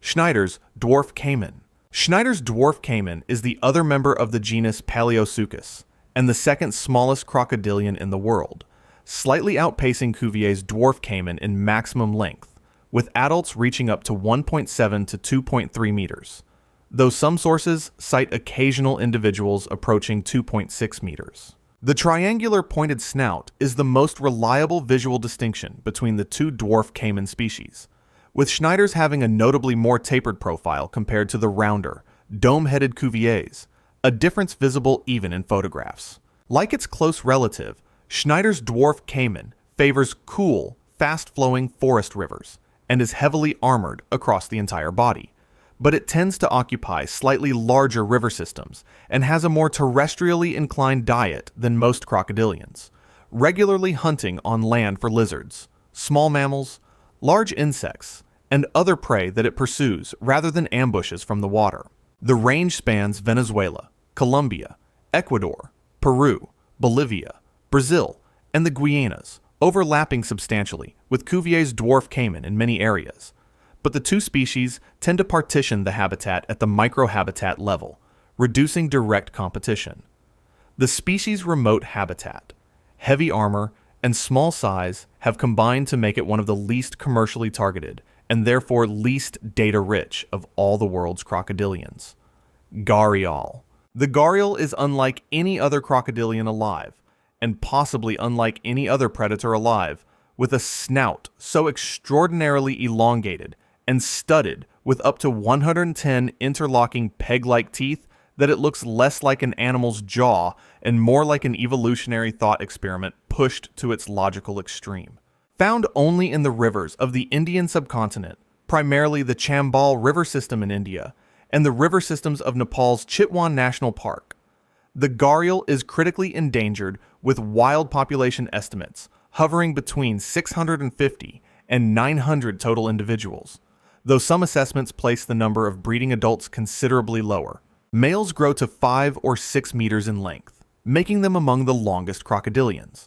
But the body is lightly built, and the legs are so weak that adults are essentially incapable of the kind of high walk or gallop that most crocodilians manage, restricting them to aquatic life almost completely. The bulbous growth at the tip of the male's snout, called a gara after the Hindi word for a clay pot, develops only in sexually mature males and serves as a resonance chamber for vocalizations during mating season, producing a buzzing hiss that carries across the water and functions as both territory signal and mate attraction. The gharial once ranged across all the major river systems of the Indian subcontinent, including the Indus, Ganges, Brahmaputra, and Irrawaddy, but dam construction, sand mining, fishing net entanglement, and egg collection collapsed the population to near extinction before coordinated captive breeding and river protection programs in the 1970s and 1980s pulled it back from the immediate brink. False gharial. The false gharial, also called the Malayan gharial or Tomistoma, presents one of the more fascinating unresolved questions in crocodilian science, namely where exactly it belongs on the family tree. Because while its long, narrow snout looks structurally almost identical to the true gharials, repeated molecular analysis has consistently placed it closer to the true crocodiles of the family Crocodilidae than to the gharial lineage, suggesting the similar jaw shape evolved independently through convergent evolution rather than through shared ancestry. Found in the lowland peat swamp forests of Borneo, Sumatra, the Malay Peninsula, and Java, the false gharial is classified as vulnerable, with populations declining due to the rapid destruction of peat swamp habitat across Southeast Asia.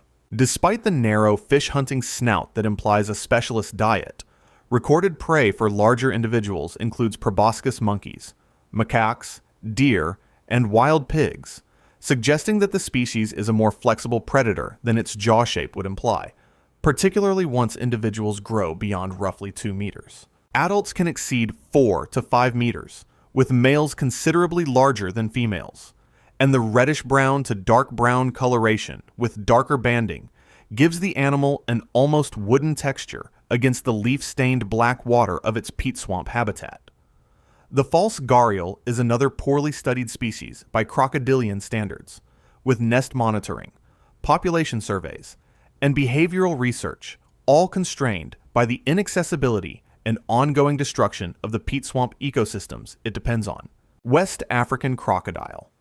The West African crocodile, Crocodylus suchus, spent most of scientific history being classified as a Nile crocodile, because to the naked eye, the two are almost indistinguishable, sharing similar size, coloration, and general body proportions.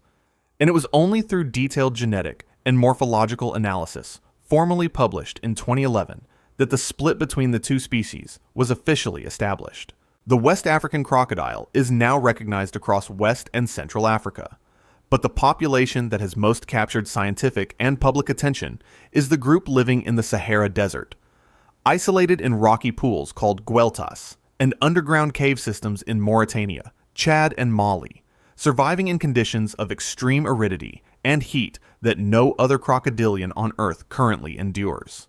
These Saharan individuals are relict populations left stranded when the African climate dried out after a wetter period several thousand years ago, cut off from their nearest relatives by hundreds of kilometers of desert, and surviving in population groups, sometimes numbering only a few dozen animals. Research published in recent years has also suggested that the crocodiles mummified and worshipped in ancient Egypt may have been Crocodylus suchus rather than Crocodylus niloticus, based on analysis of mummified specimens from archaeological sites, which would add a remarkable historical dimension to a species that was scientifically invisible until barely a decade ago. The species is generally considered less aggressive than the Nile crocodile, though whether this reflects genuine behavioral difference or simply the smaller body size of desert-constrained populations remains an open question. Freshwater crocodile. Australia's freshwater crocodile, sometimes called the freshie by locals, occupies a completely different threat tier from the saltwater crocodile that shares the continent, and most Australians in northern regions draw a clear and practical distinction between the two, treating encounters with freshies as notable but not typically life-threatening, and encounters with saltwater crocodiles as situations requiring immediate exit. Adults average between 1.4 and 2 meters, with larger males occasionally reaching 2.7 to 3 meters, and the narrow, elongated snout, lighter brown coloration, and noticeably leaner body build make them visually distinct from their much heavier relative.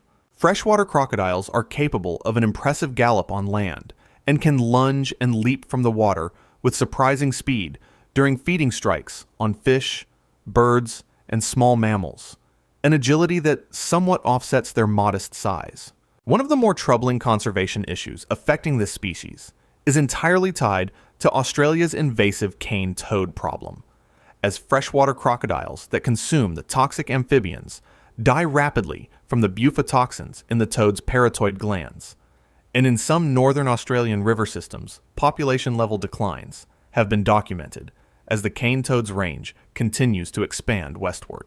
Despite this pressure, the freshwater crocodile is currently not listed as globally threatened, though regional populations in heavily impacted areas are being monitored with increasing concern as the cane toad front advances. Cuban crocodile hybrid populations. The hybridization occurring between Cuban crocodiles and American crocodiles in Cuba's Zapata swamp is not a biological curiosity.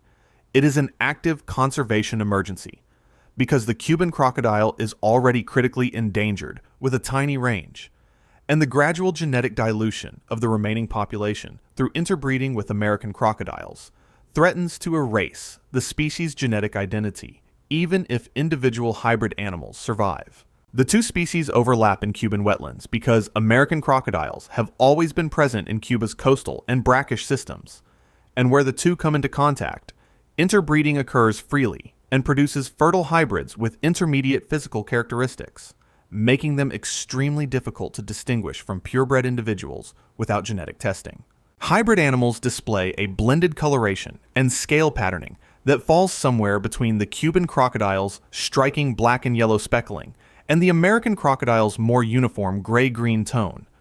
But the variation is wide enough that visual identification is genuinely unreliable. Some conservation programs have proposed actively managing the Zapata swamp population through selective genetic sampling and potential removal or separation of highly introgressed individuals to maintain the integrity of the purebred Cuban crocodile line. Though implementing such a program in a politically and logistically complex environment remains challenging. The situation stands as a broader case study in the complications that arise when two naturally related species are pushed into closer contact by habitat restriction, producing a conservation problem with no clean or straightforward solution: extinct and prehistoric crocodilians. The 27 living crocodilian species that exist today are the survivors of a lineage that was once far more diverse, more widespread, and in some cases far more terrifying in scale. And understanding them in context means appreciating the deep history of the group, rather than treating these animals as static or primitive. The crocodilian lineage diverged from its closest living relatives, the birds, over 240 million years ago in the Triassic period, which means that crocodilians have outlasted entire dynasties of life on this planet, including the non-avian dinosaurs, multiple ice ages, and continental configurations that would be unrecognizable on any modern map. Sarcosuchus imperator, sometimes called supercroc, lived approximately 110 million years ago in what is now Niger and Brazil, and based on fossil skull dimensions is estimated to have reached between 9 and 12 meters in length, and weighed potentially up to 8 tons, dimensions that dwarf even the largest living saltwater crocodile, though exact size estimates carry uncertainty, given that the reconstructions rely on partial remains. Deinosuchus, a North American giant from around 75 to 82 million years ago, is known from specimens in Texas and Montana, and is notable for fossil bone material from hadrosaurs and other dinosaurs that bear bite marks consistent with Deinosuchus jaw dimensions, suggesting this animal was actively preying on large dinosaurs rather than serving as mere scavenger. The fact that modern crocodilians survived the end Cretaceous mass extinction event 66 million years ago that eliminated roughly 75% of all species on Earth is attributed by paleontologists to their semi-aquatic lifestyle, tolerance for low food availability, and ability to remain dormant for extended periods, traits that also define the living species today and explain why the basic crocodilian body plan has remained remarkably stable for tens of millions of years. Cuvier's dwarf caiman. The smallest crocodilian in the entire Americas, Cuvier's dwarf caiman is the alligator family's best-kept secret. Adult males average just 1.6 meters, about 5 feet, and weigh a mere 6 to 7 kilograms, roughly the size of a large house cat. But don't let that fool you. Where most crocodilians rely on size and speed to survive, this species relies on armor. Its body is covered in some of the most heavily ossified skin of any crocodilian. Hard bony plates called osteoderms run not just down its back, but across its belly and tail, making it feel more like living rock than reptile. This armor is dense enough that adult Cuvier's dwarf caimans have virtually no natural predators besides jaguars, boa constrictors, and anacondas. Found throughout the Amazon and Orinoco river basins, from Ecuador and Peru to Venezuela, It prefers fast-moving rocky streams and forested rivers. Unusual territory for a crocodilian. Its short, blunt, upward-curving snout and dome-shaped skull give it a distinctive, almost cartoonish silhouette. Because of its small size and heavily armored, commercially useless skin, it's rarely hunted for leather, which may be part of why some ecologists suspect it could be the world's most abundant crocodilian, though that remains uncertain. It hunts at night, stalking fish, amphibians, invertebrates, and the occasional small mammal across both land and water. First described by French zoologist Georges Cuvier in 1807, this compact, armored predator is living proof that in the crocodilian world, being small doesn't mean being soft. Schneider's dwarf caiman. Noticeably larger than its Cuvier's cousin, with males reaching up to 2.3 meters compared to Cuvier's average of 1.6 meters, Schneider's dwarf caiman occupies a similar ecological niche across the Amazon and Orinoco basins, but carves out its own identity in several key ways. Named after German naturalist J.G. Schneider, who described the species in 1801, it's sometimes called the smooth-fronted caiman, because it lacks the bony ridge between the eyes found in most other caiman species. Its skull top is strikingly flat and featureless compared to its relatives. Like Cuvier's, it carries heavy bony armor across its body, and for exactly the same reason, it's largely ignored by the leather trade. Those calcium-reinforced scutes make its skin essentially unusable for commercial products, and as a result, it sits comfortably at IUCN Least Concern status. What makes Schneider's particularly interesting is its hunting behavior. More than most crocodilians, it ventures onto land to pursue prey, feeding on fish, lizards, snakes, and even porcupines and pacas. Its triangular, spike-like scutes running along the tail give it a jagged, prehistoric silhouette in the low light of the forest floor. It inhabits densely forested streams and rivers, where the canopy blocks out most sunlight, giving these dark, slow waters a permanent twilight atmosphere. Secretive by nature, Schneider's dwarf caiman remains one of the least studied crocodilians, and much of its behavior in the wild is still not fully understood. Spectacled caiman. The spectacled caiman is not just the most common caiman. It is the most numerous crocodilian on Earth. Found across a vast range stretching from southern Mexico and Central America all the way down through South America to Bolivia, Caiman crocodilus owes its name to a distinctive bony infraorbital bridge between its eyes that looks like the frames of a pair of glasses. Adults are a dull olive to near black color, with yellow and black crossbands as juveniles, and they typically reach 1.5 to 2.1 meters in length, though historical specimens approached 3 meters before hunting pressure drove average sizes down, and that hunting pressure was severe. The spectacled caiman is the most heavily traded crocodilian in the world. More skins have been exported from its range than from any other species, which drove enough population decline that the United States Fish and Wildlife Service listed it as threatened in 1986. Despite this, it has proven remarkably resilient, adapting to rivers, swamps, seasonal wetlands, and even brackish coastal water.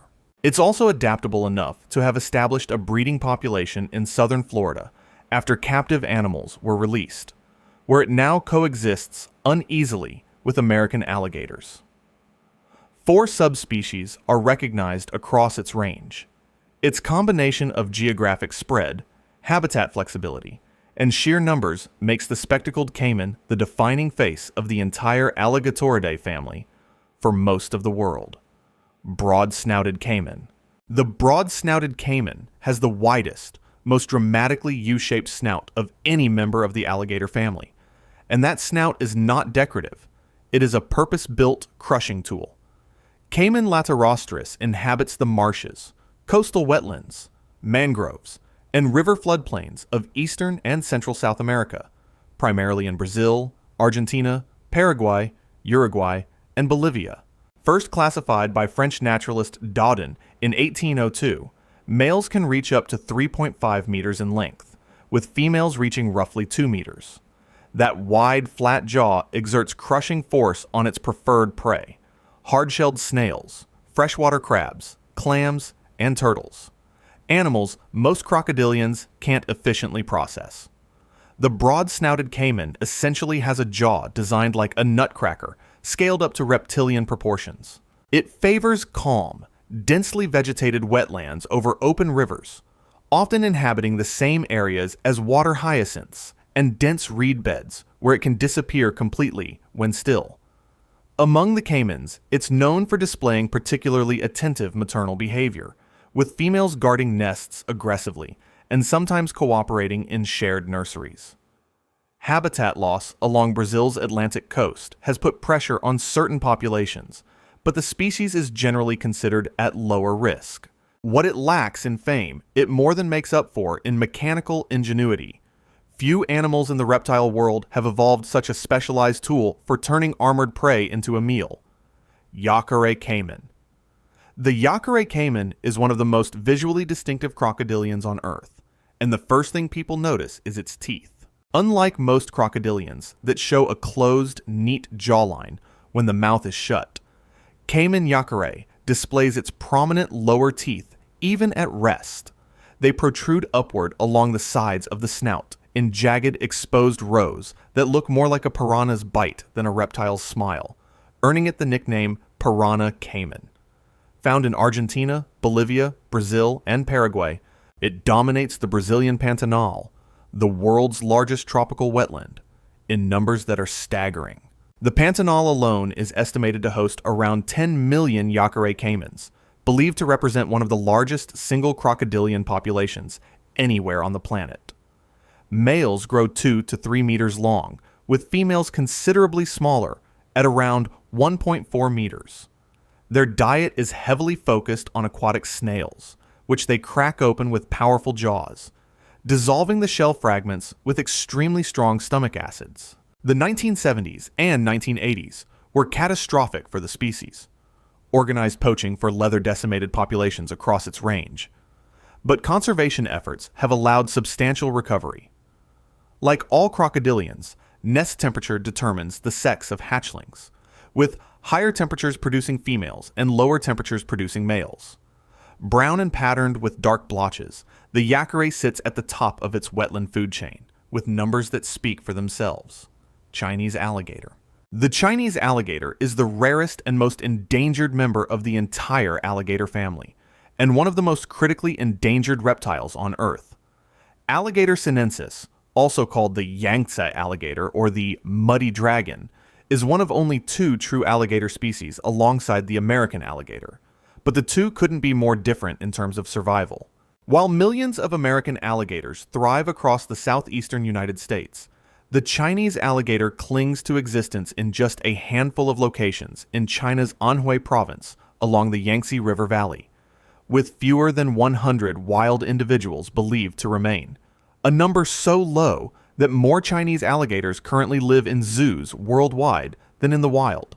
Adults average just 1.5 meters in length, making them the smaller of the 2 true alligators, and their yellowish-gray bodies are armored unusually heavily. Unlike the American alligator, the Chinese species carries bony osteoderms on both its back and belly. Its snout is slightly upturned and heavy-looking, giving it a more blunt profile. Every winter, it retreats into burrows to hibernate, a behavior unique among crocodilians outside of cold climates. First formally described by French naturalist Albert Auguste Fauvel in 1879, it was already in decline.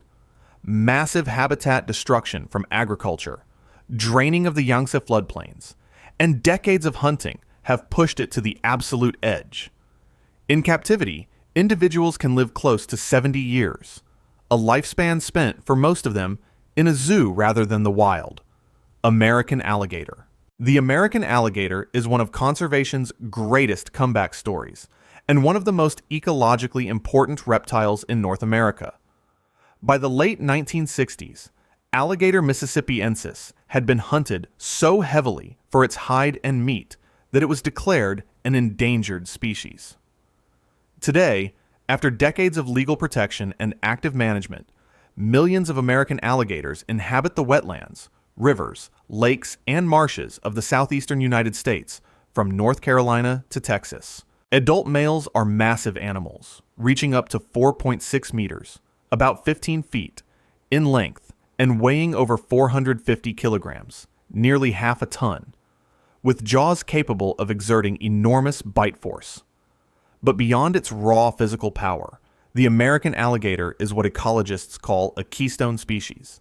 In times of drought, gators excavate deep alligator holes in wetland floors that retain water long after surrounding areas dry out, creating vital refuges for fish, birds, turtles, and hundreds of other species. Without those holes, entire wetland ecosystems would collapse. During breeding season, males produce deep, resonant bellows that can be felt as much as heard, and they also generate low-frequency infrasound vibrations that make the water surface literally dance around them. The oldest reliably documented individual was Saturn, an American alligator hatched in 1936 in Mississippi, who lived at the Moscow Zoo until his death in May 2020 at the age of 83 or 84. Declared a Florida state reptile, a Louisiana icon, and a species that came back from the brink, the American alligator stands as proof that with enough protection, even the most depleted populations can recover. Black caiman. The black caiman is the largest member of the alligator family and one of the largest predators in the entire Amazon basin. Melanosuchus niger earns every part of its name.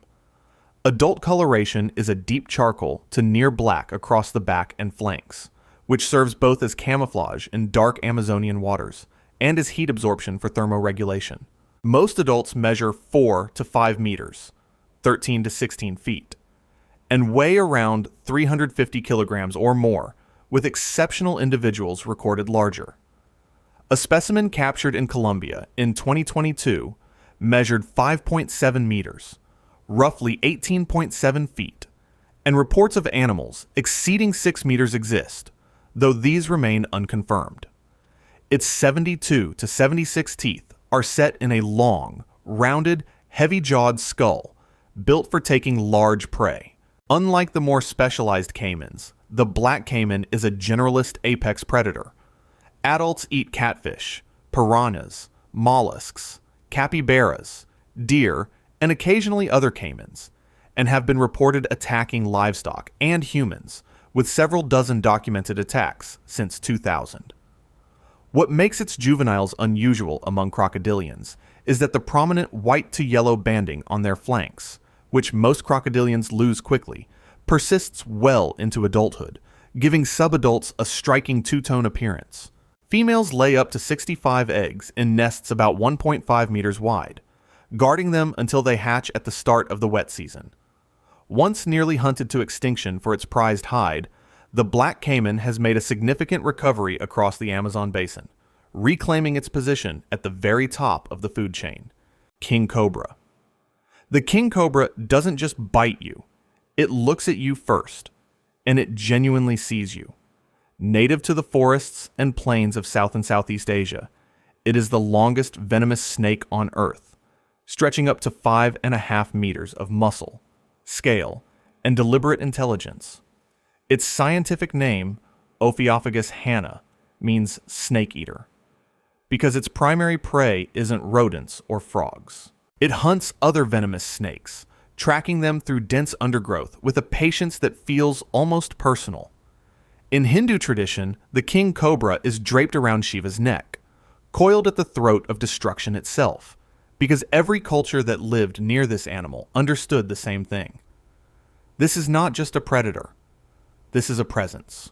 When it rears up, it reaches chest height on a grown adult, spreads its hood wide, and holds eye contact.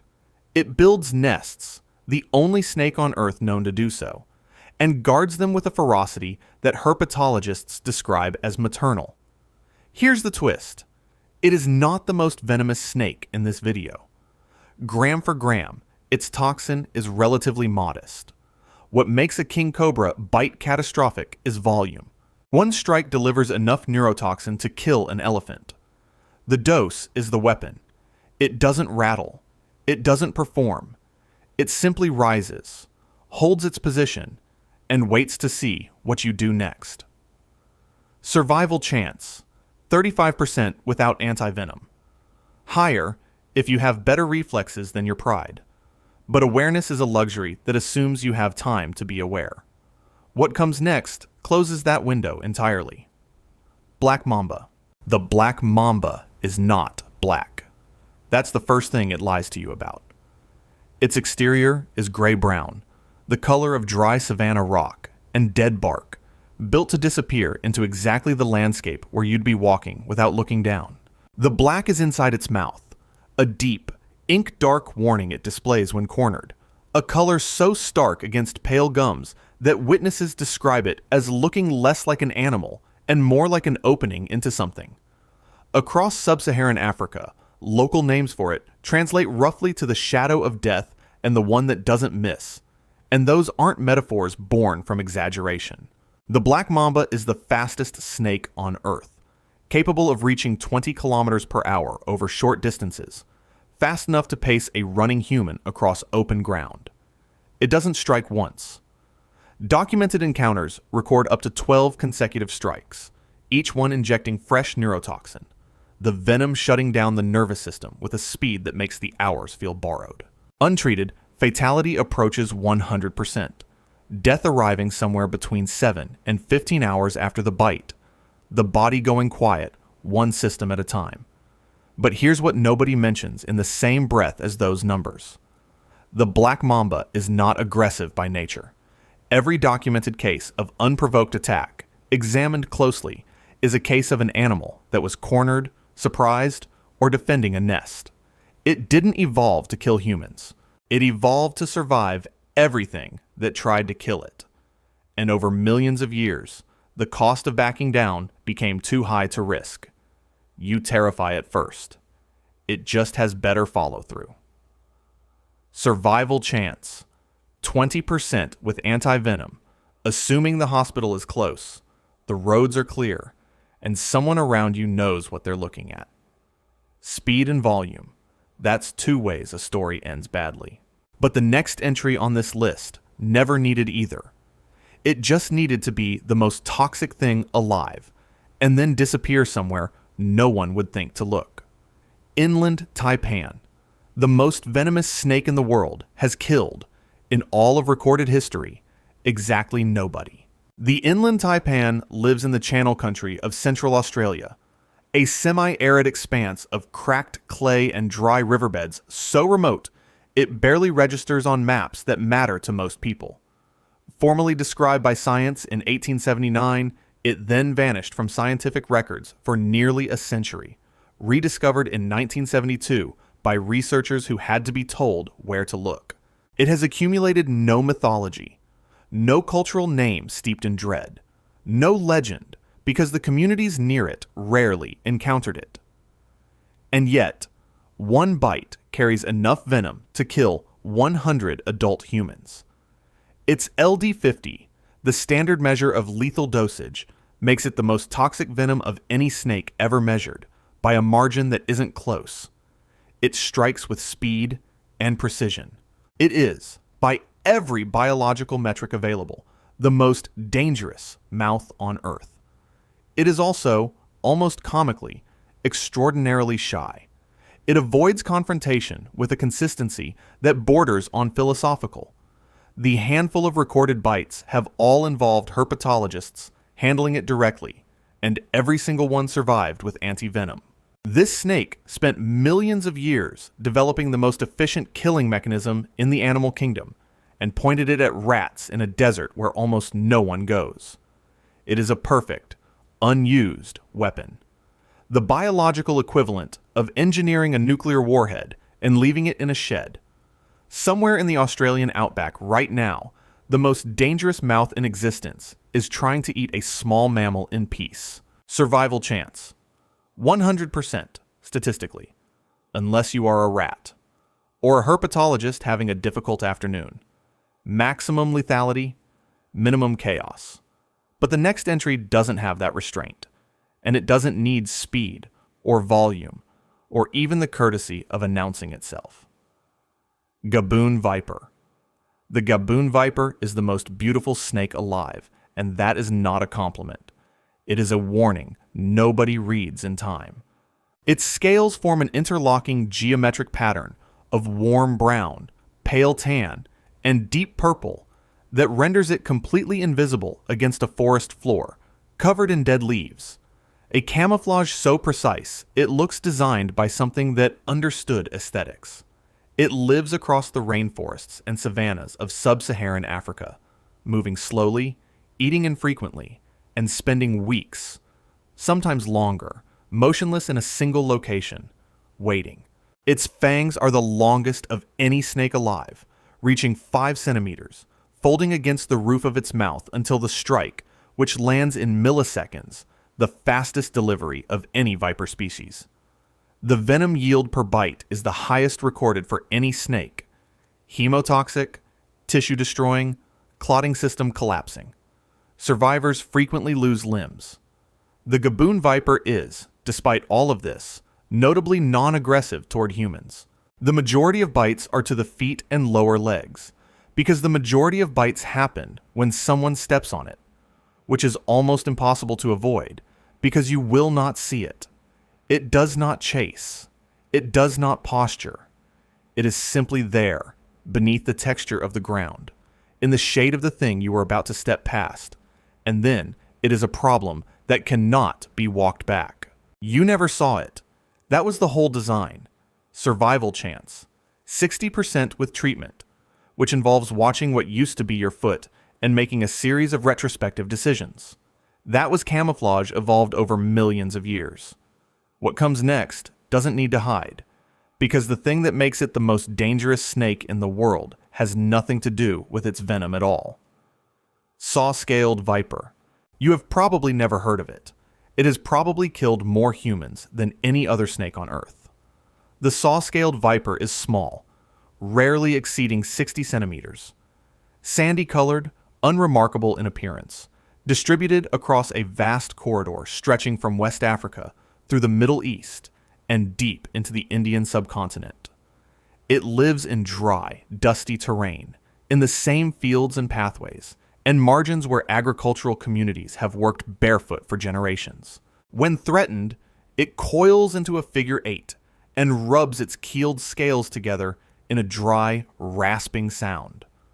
A noise that people in affected regions learn to recognize the way city dwellers learn to recognize a car horn, as a signal that comes right before something bad. It strikes quickly, strikes repeatedly, and does not require extensive provocation. Its venom is hemotoxic and genuinely dangerous. But here is what the death toll is actually about. The saw-scaled viper does not kill more people, because evolution made it the most lethal. It kills more people because its range overlaps with dense human populations, inadequate medical infrastructure, and communities that have never had reliable access to anti-venom. The snake is the same snake it has always been. The difference is the postcode of the person it bites. This is not a fact about venom.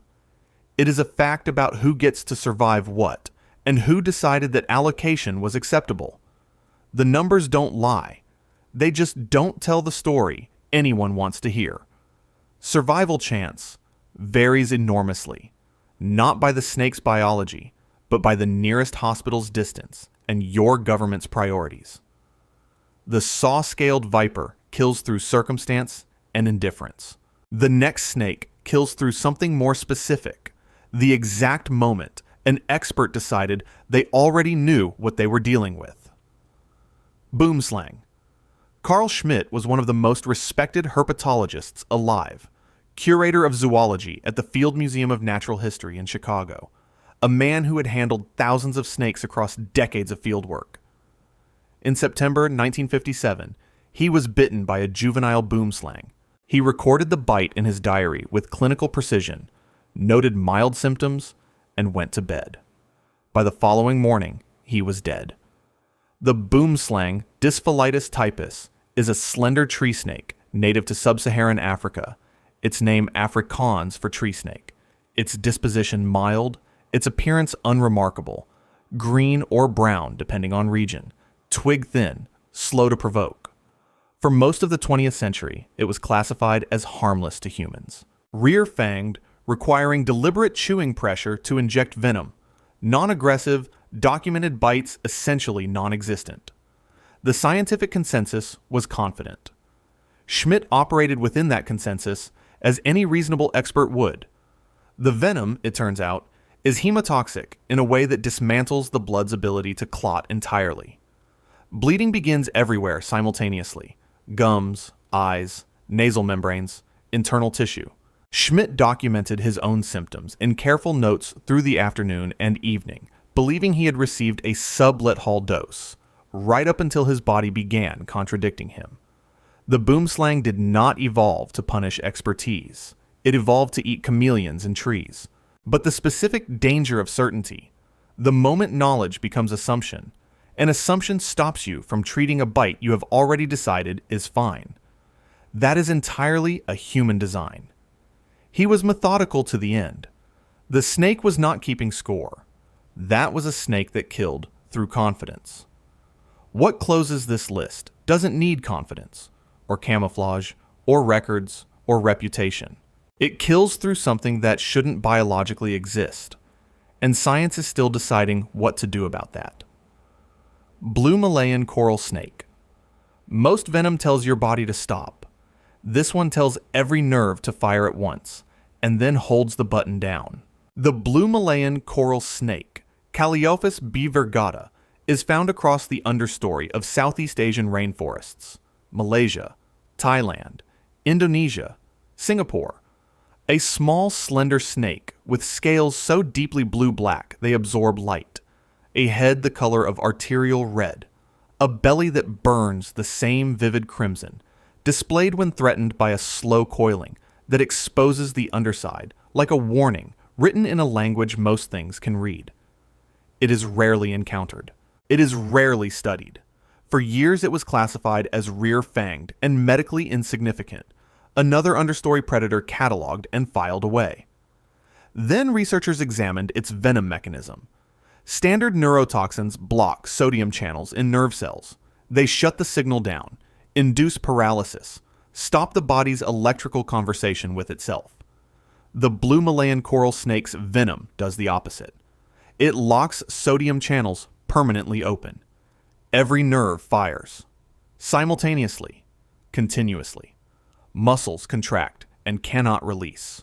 The diaphragm, the muscle that keeps you breathing, seizes. Death is not the stillness of paralysis.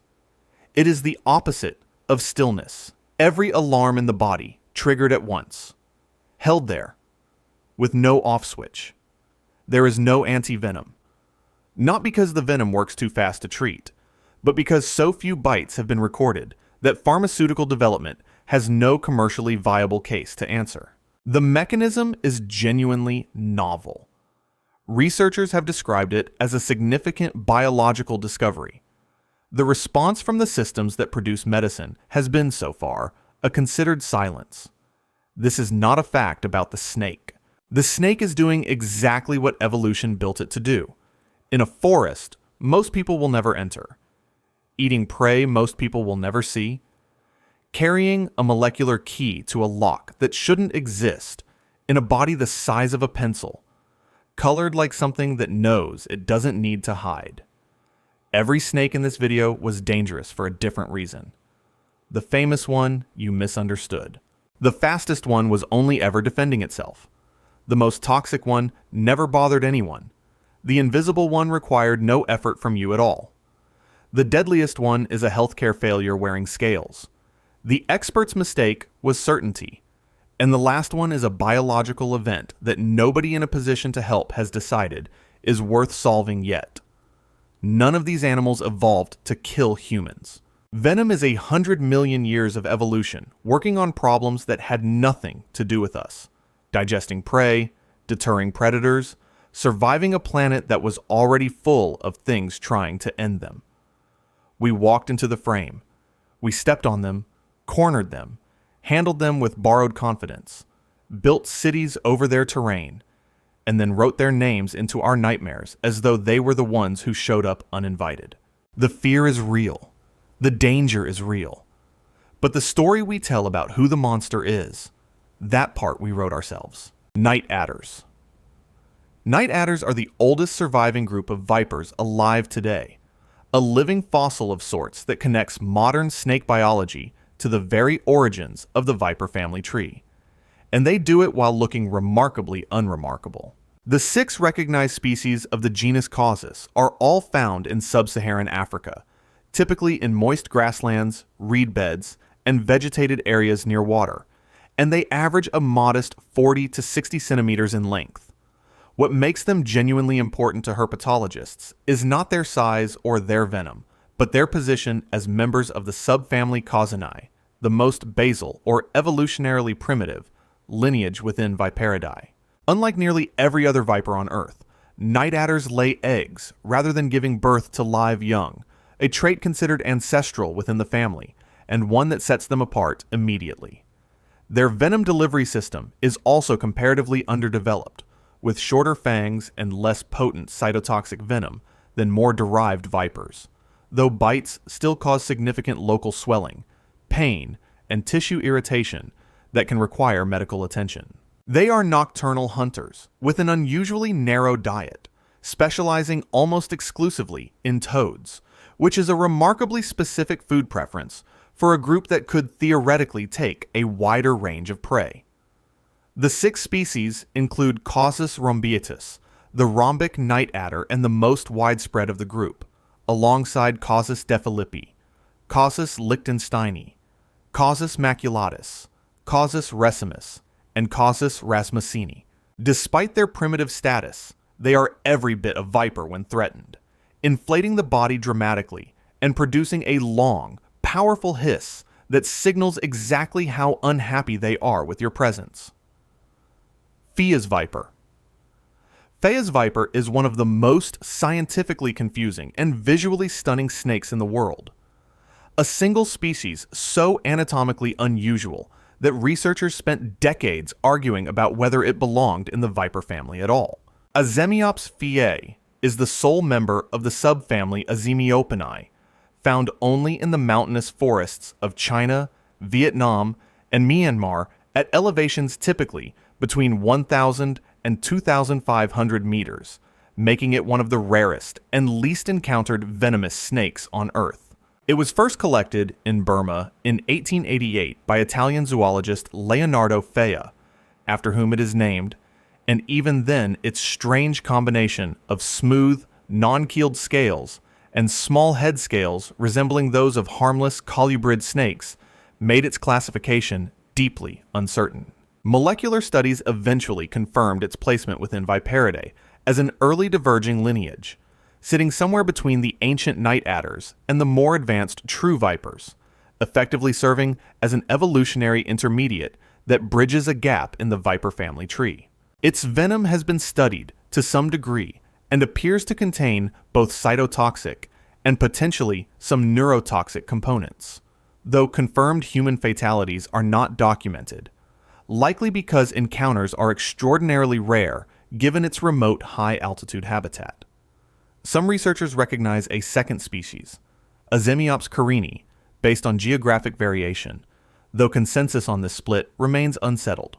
The snake itself is visually arresting, with a jet black or dark gray body broken by vivid orange-red crossbands, making it look almost more like a coral snake mimic than a viper. It is simultaneously one of the most important snakes for understanding viper evolution, and one of the snakes about which we know the least in terms of behavior, reproduction, and ecology in the wild. Bush vipers. Bush vipers are Africa's answer to the question of what happens when a viper decides to leave the ground entirely, and the result is approximately 20 species of strikingly beautiful arboreal ambush predators found across the rainforests and montane forests of sub-Saharan Africa, primarily in Central and East Africa. The genus Atheris is instantly recognizable by its strongly keeled scales, which give the body a bristling, almost spiny texture unlike any other viper group on Earth, as though the snake is perpetually slightly annoyed. Color variation across species is extraordinary, ranging from vivid lime green and canary yellow in Atheris squamigera, the green bush viper with the widest distribution, to deep blue-gray, red-orange, and intricately speckled combinations in other species, often with a subtle iridescence that catches light in the forest canopy. They are built for their arboreal lifestyle, with prehensile tails for gripping branches, and slender bodies, well suited for moving through low vegetation and shrubs while waiting for the small lizards, frogs, and rodents that make up their diet. Several species have remarkable range restrictions, including Atheris dyseixi, the Mount Kenya bush viper, and Atheris ceratophora, the horned bush viper of Tanzania's Usambara Mountains, which sports small horn-like scale projections above its eyes. Venom from bush vipers is primarily hemotoxic and cytotoxic, causing severe local tissue destruction, internal bleeding, and potentially organ failure. And the medical situation for bite victims is made genuinely dire by the fact that effective anti-venom for Atheris species is scarce across much of their range due to venom variability between species. Bites are not common, but they are serious when they occur. And the remoteness of many bush viper habitats combined with poor anti-venom access makes them one of the more medically underappreciated, dangerous snakes on the continent. Gaboon viper and rhinoceros viper. The Gaboon viper holds two records that nothing else in the snake world can touch, and together, those records paint a picture of an animal that is simultaneously the most dangerous and the most reluctant to use that danger of any viper alive. Betis gabonica possesses the longest fangs of any snake on Earth, reaching up to 5 centimeters in length, hinged and folded back against the roof of the mouth until needed, and it delivers the highest venom yield per bite of any snake, with a single strike capable of injecting over 400 milligrams of venom. For context, a lethal dose for a human is a fraction of that. Despite this terrifying arsenal, Gaboon vipers are legendarily docile, relying almost entirely on their extraordinary camouflage rather than aggression to survive. Their geometric brown, tan, purple, cream, and olive patterning is one of the most complex disruptive coloration patterns in the animal kingdom, rendering a snake that can exceed 2 meters in length and weigh up to 20 kilograms effectively invisible against the leaf litter of the Central and West African rainforest floor. Unprovoked bites are genuinely rare, and most recorded envenomations involve someone accidentally stepping on a resting snake. Gaboon viper venom is primarily hemotoxic, but contains a unique phospholipase enzyme complex that has attracted significant interest from pharmaceutical researchers studying cardiovascular drug development.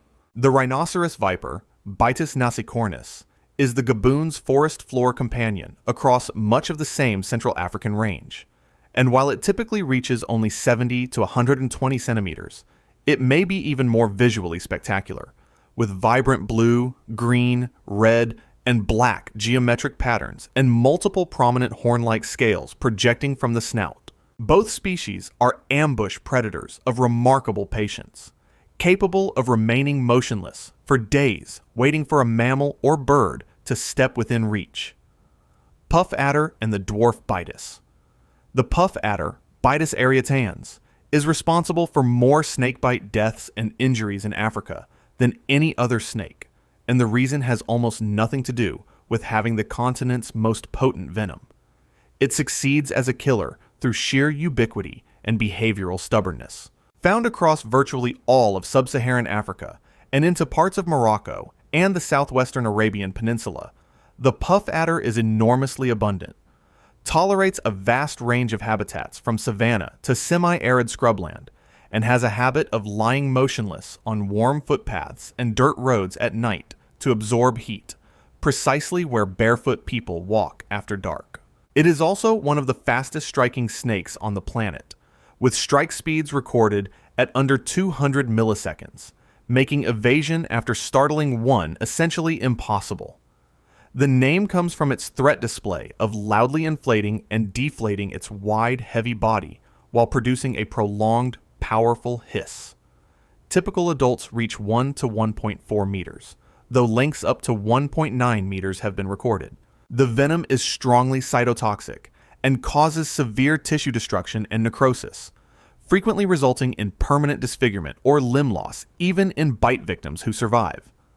The broader Bitis genus also contains roughly 14 smaller, often desert-adapted species, collectively called dwarf puff adders, which represent a fascinating ecological radiation. Bitis peringuei, Peringuei's adder of the Namib Desert, has evolved sidewinding locomotion independently from the American sidewinder rattlesnake, using a lateral rolling motion to move across loose sand, one of the cleanest examples of convergent evolution in herpetology.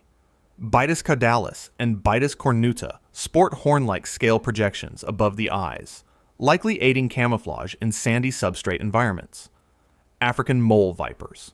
African mole vipers, also called stiletto snakes or burrowing asps, are the genus Atractaspes, and they represent one of the most unsettling evolutionary experiments in the entire history of venomous snakes, because they have solved the problem of delivering venom in a way that makes them essentially impossible to handle safely using any conventional technique. With approximately 21 species distributed across sub-Saharan Africa and into Israel, Lebanon, and Yemen, Atractaspes species are small, glossy black or dark brown snakes that spend almost their entire lives underground, hunting other burrowing animals, including caecilians, amphisbaenids, and even other snakes in their subterranean tunnels. The problem with biting something in a narrow tunnel is that you cannot open your mouth wide enough to strike normally, so mole vipers evolved a side-stabbing mechanism where a single enlarged fang is protruded from the corner of a nearly closed mouth and driven sideways or backward into whatever is nearby. This means that holding one behind the head, the standard safe grip for venomous snakes, provides no protection whatsoever because the fang can still reach your fingers. Their venom contains seraphotoxins, peptides not found in any other animal on Earth, which are structurally and functionally almost identical to endothelin, a human hormone that causes powerful constriction of the coronary arteries. Human fatalities have occurred. Seraphotoxins were first characterized in the 1980s from Atractaspes engadensis, the Israeli burrowing asp, and the pharmacological interest in these compounds has been significant given their potent cardiovascular effects. No broadly effective antivenom exists for most Atractaspes species. Their taxonomic history is equally complicated, as they were once placed in their own separate family before molecular work confirmed their position within Viperidae. European adders and the Vipera complex. The common European adder, Vipera berus, holds a geographical distinction that no other venomous snake on Earth can claim, as it is found further north than any other venomous snake species, with its range extending above the Arctic Circle in Scandinavia, where it survives long winters through extended brumation buried beneath frost. It is also the only venomous snake native to Britain, where it has lived long enough to accumulate centuries of folklore, superstition, and occasionally hysterical newspaper coverage, despite being responsible for very few deaths in healthy adults, given the relatively mild potency of its venom and the quality of British medical care.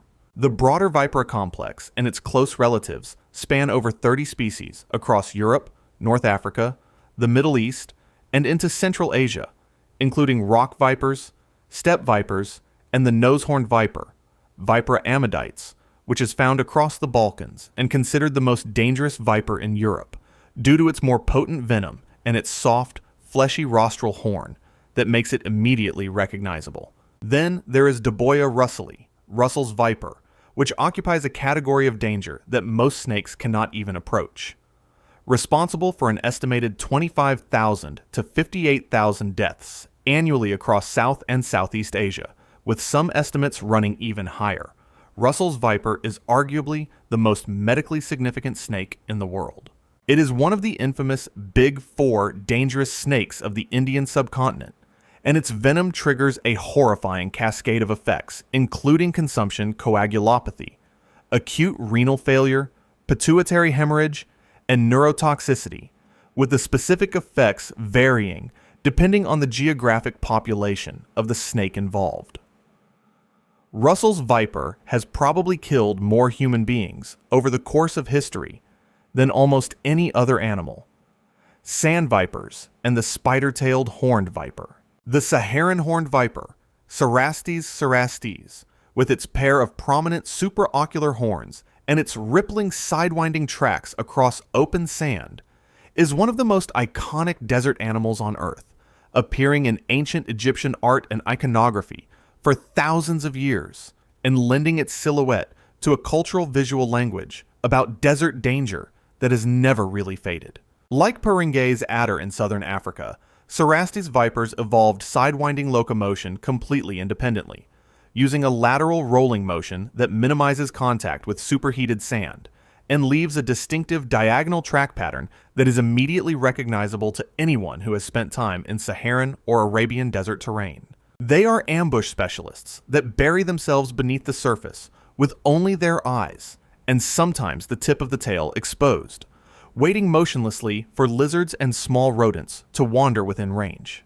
Interestingly, the horns of Cerastes cerastes are not universal within the species, and some individuals in the same population lack them entirely, while the closely related Egyptian sand viper, Cerastes vipera, has no horns at all, demonstrating that the structure is variable rather than a fixed diagnostic feature across the group.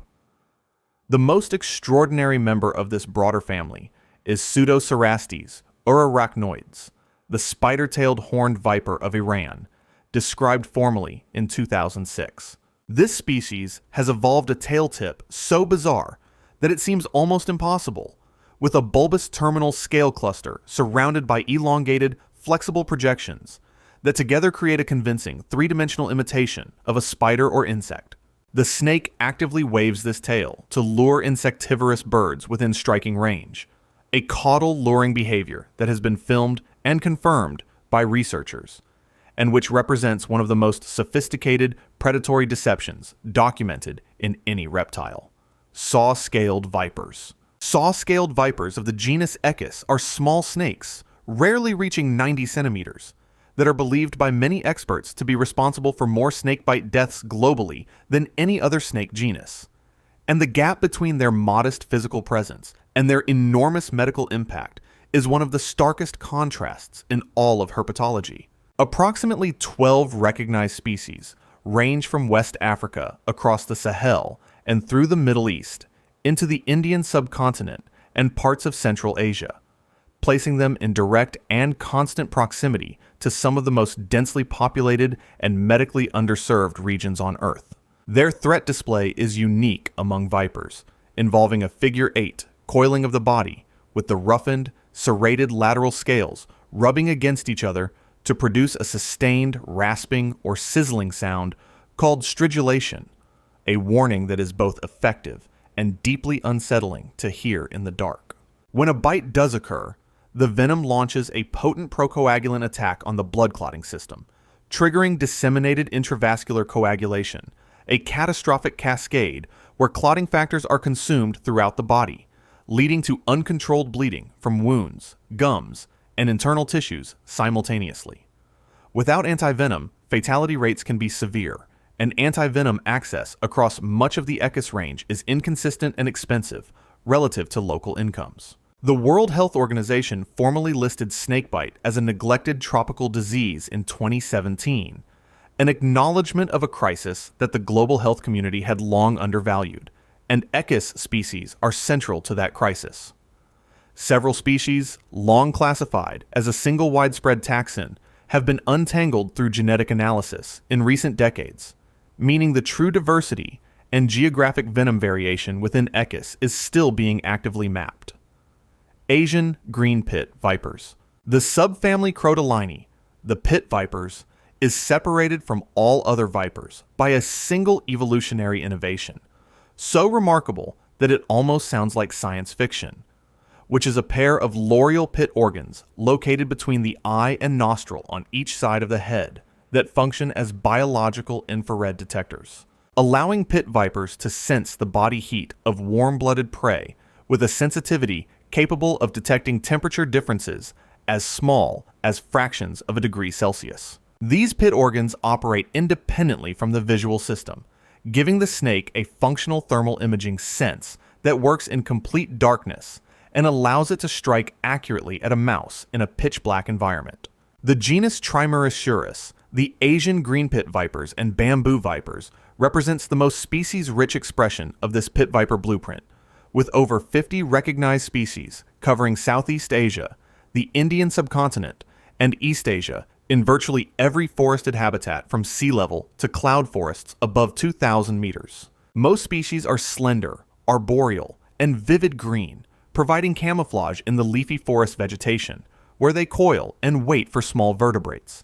And several species display striking sexual dichromatism, where females are green and males are green or brilliant yellow. The white-lipped island pit viper, Trimeresurus insularis, and Wagler's pit viper, Tropidolaemus wagleri, have become culturally embedded in their regions. Wagler's pit vipers famously live at the Temple of the Azure Cloud in Penang, Malaysia, a snake temple where the animals move freely among visitors and are considered sacred. Recent molecular analysis has split the traditional Trimeresurus genus into several smaller genera, including Cryptelytrops, Parias, and Viridovipera, though the original name remains widely used. Malayan pit viper and Chinese habu, two Asian pit vipers that rarely make international headlines, have quietly shaped modern medicine and culture in ways that most people would find genuinely surprising. Calloselasma rotostoma, the Malayan pit viper, is a stout, terrestrial species found across Southeast Asia, from Thailand and Vietnam through the Indonesian islands, and it is responsible for a substantial proportion of snakebite cases in the region, particularly among rubber plantation workers who encounter it resting at ground level in agricultural settings. Its venom became the subject of intense pharmaceutical research, and one of its components, a thrombin-like enzyme called ancrod, was investigated extensively in clinical trials during the 1990s and 2000s as a potential treatment for ischemic stroke based on its ability to break down fibrinogen in the blood. The results were mixed, and ancrod was not broadly approved, but the research itself represents one of the clearest documented pathways from viper venom to drug development candidate. Dinachistrodon acutus, the sharp-nosed viper of China, Taiwan, and Vietnam, is commonly called the 100-pace viper in Chinese folk tradition, a name derived from the belief that a bitten person could walk only 100 paces before collapsing. While that is folk exaggeration rather than toxicology, it reflects genuine fear of a large, potent pit viper that can reach 1.5 meters in length, features a dramatically upturned snout that gives it a prehistoric, almost theatrical appearance, and delivers a bite causing severe hemotoxic and cytotoxic effects. Dinachistrodon acutus is deeply embedded in Chinese and Vietnamese traditional medicine and cuisine, widely farmed for venom extraction, and features in folk stories and regional identity in ways that few other snakes in the world achieve.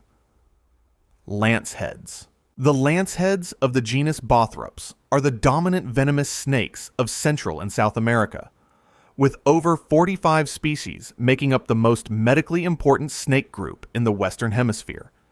And their impact on human history extends far beyond the clinical into the pharmaceutical and the genuinely legendary. Bothrops asper, the fer de lance, is one of the most feared snakes in Central America, reaching up to 2.5 meters in length, possessed of a famously irritable temperament, and delivering a venom that causes massive tissue destruction and coagulopathy, frequently resulting in limb amputation even in bite victims who receive treatment. Bothrops jararaca of Brazil connects the lancehead story directly to tens of millions of people who have never heard of the snake, because it was research into this species' venom beginning in the 1940s and extending through the 1970s, led by Brazilian pharmacologist Sergio Ferreira, that identified bradykinin potentiating peptides in the venom and ultimately led to the development of ACA inhibitors, a class of cardiovascular drugs now prescribed globally to treat hypertension and heart failure. The Bothrops insularis story is equally extraordinary. This species, the golden lancehead, exists only on Ilha de Queimada Grande, a small island approximately 35 kilometers off the coast of São Paulo State, Brazil, where an estimated population of 2,000 to 4,000 individuals is so densely concentrated that the Brazilian Navy prohibits public access. Its venom is reported to be unusually fast-acting and potent even by lancehead standards, theorized as an adaptation to killing migratory birds quickly before they can fly away. The arboreal lanceheads of genus Bothricus include the eyelash palm pit viper, Bothricus schlegelii, which occurs in green, yellow, brown, red, and pink color morphs within the same species, making it one of the most visually variable snakes on the planet.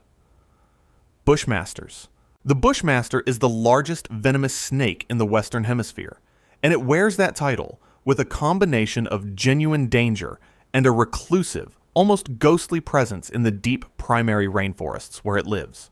Lachesis muta, the South American Bushmaster, reaches authenticated lengths of up to 3.65 meters, with long fangs and a venom volume that makes a full envenomation from a large individual a catastrophic medical event involving both hemotoxic and potentially neurotoxic effects. 4 species are recognized across the genus, including Lachesis muta across the Amazon basin, Lachesis stenophrys across Central America, Lachesis melanocephala in Costa Rica and Panama, and Lachesis acrocorda in parts of northern South America, all sharing the same heavy-bodied, roughened scale, lanced head body plan.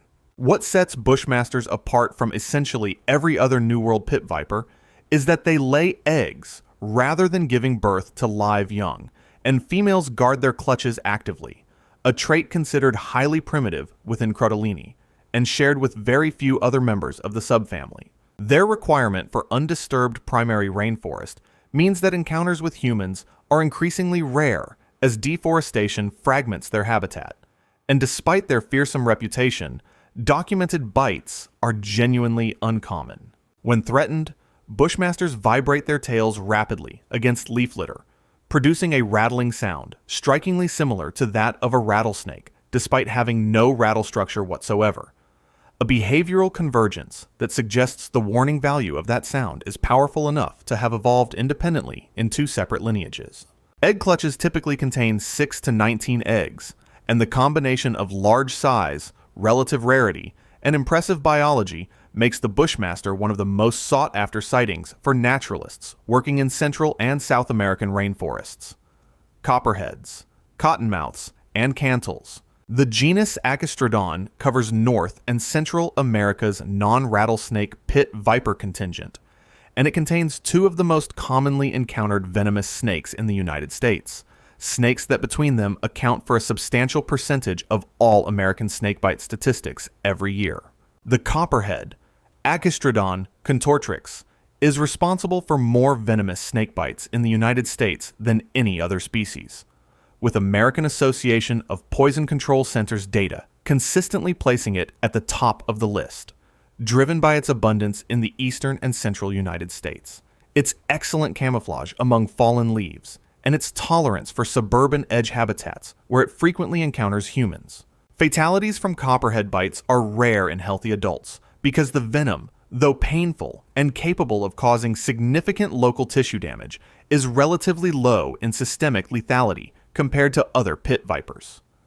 The cottonmouth, Achistrodon piscivorus, is a different matter in terms of temperament and habitat. It is the world's only truly semi-aquatic venomous snake, spending much of its life in swamps, river margins, and wetlands across the southeastern United States from Virginia to Texas, and it takes its name from the white interior of its mouth, which it displays in a wide gaping threat posture that is one of the most recognizable defensive behaviors of any North American snake. Cottonmouth venom is significantly more potent than copperhead venom, and bites can cause severe necrosis requiring amputation.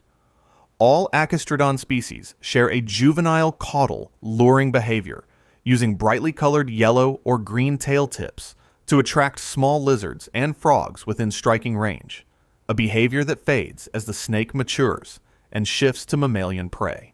The cantles of Central America, including Achistrodon bilineatus, occupy dry forest habitats from Mexico to Nicaragua and are considered medically dangerous despite being far less studied than their northern relatives. Rattlesnakes, Part 1. The rattle is one of the most recognizable sounds in the natural world, and it is one of evolution's more elegant inventions. A series of interlocking segments of keratin, each added at a shed, that vibrate against each other at up to 90 cycles per second to produce a buzzing warning that has been stopping large mammals in their tracks for millions of years. Unique to the rattlesnake lineage, the rattle evolved once within the genera Crotalus and Cistrurus and represents an innovation with no true parallel in any other snake group on Earth. The eastern diamondback rattlesnake, Crotalus adamanteus, is the heaviest venomous snake in the Americas, with large individuals exceeding 2.4 meters and reaching substantial body mass, combined with long fangs, high venom yield, and potent hemotoxic venom that destroys red blood cells and tissue with devastating efficiency. Its populations have declined significantly due to habitat loss across the southeastern United States and the ongoing practice of rattlesnake roundups in some states. The western diamondback, Crotalus atrox, historically accounts for more snakebite fatalities in the United States than any other rattlesnake species, combining wide distribution across the desert Southwest, a notably defensive temperament and powerful venom. The Mojave rattlesnake, Crotalus scutellatus, is frequently cited as the most potently venomous rattlesnake, and the reason is Mojave toxin A, a presynaptic neurotoxin capable of causing respiratory paralysis on top of the hemotoxic effects common to most rattlesnakes. Populations of Crotalus scutellatus can be roughly divided into type A, with the neurotoxic component, and type B, which is predominantly hemotoxic, adding a layer of geographic complexity to its clinical management. South of the border, Crotalus dorissus and its relatives extend the genus through Central and South America, with the neotropical rattlesnake carrying a particularly neurotoxic venom that can cause blindness and full paralysis. Rattlesnakes, Part 2. Beyond the famous diamondbacks and Mojave rattlers, the rattlesnake lineage extends into a series of smaller, island-adapted, and ecologically specialized forms that collectively tell one of the best evolutionary stories in North American herpetology. The genus Cistrurus contains the pygmy rattlesnakes and massasaugas, smaller animals with proportionally reduced rattles that produce a buzzing hiss rather than the loud warning of a large crotalus. The eastern massasauga, Cistrurus catenatus, is the only rattlesnake found in Canada and is listed as a threatened species under Canada's Species at Risk Act.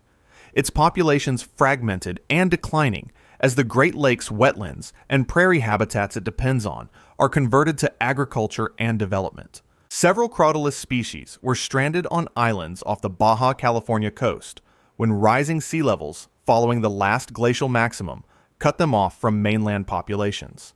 And the evolutionary experiments that followed produced some of the most compelling examples of island biogeography in any vertebrate group. The Santa Catalina island rattlesnake, Crotalus catalinensis, found only on its namesake island in the Gulf of California, has completely lost its functional rattle over evolutionary time, retaining only a small silent vestige where the full rattling structure once would have been. The explanation is straightforward from an evolutionary standpoint. Without large mammals present on the island as predators or accidental threats, a loud warning signal provides no benefit, and the genetic pressure to maintain it dissolved. It is a textbook example of vestigial structure loss under relaxed selection, sitting neatly alongside cavefish losing their eyes.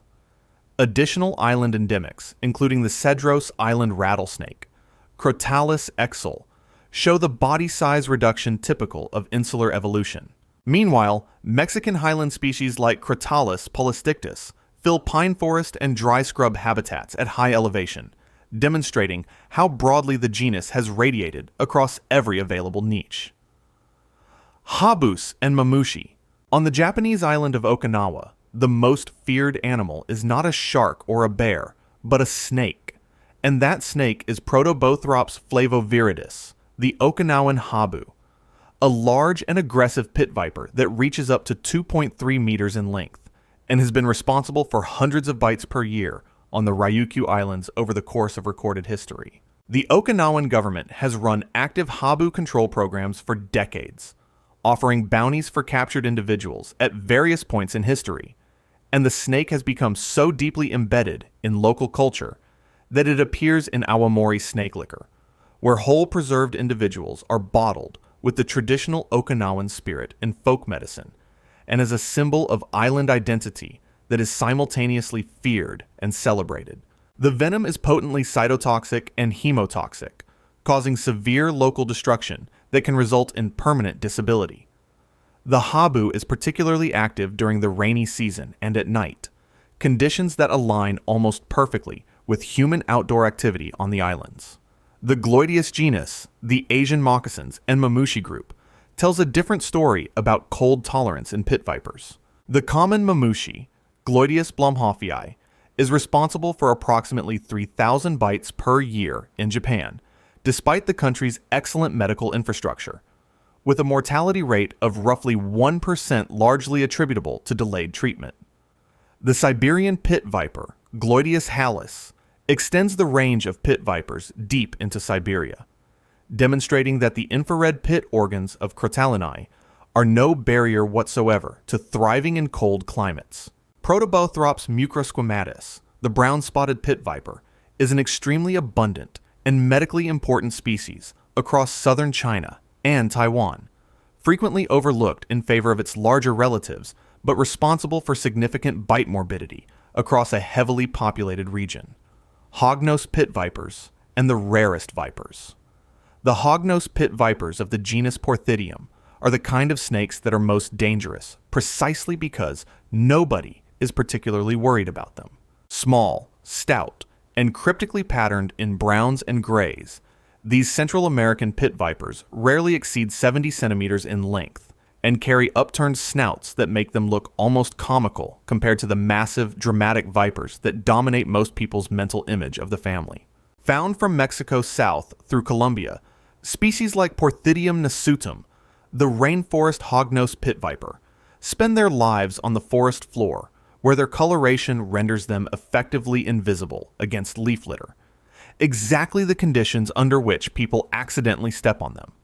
Their bites cause significant local tissue damage and are medically relevant, particularly in rural communities far from anti-venom facilities. The cloud forest pit vipers of the genus Seraphidion occupy an even more restricted ecological niche, confined to the cool, mist-soaked montane cloud forests of Central America, at elevations typically ranging from 1,500 to 3,000 meters.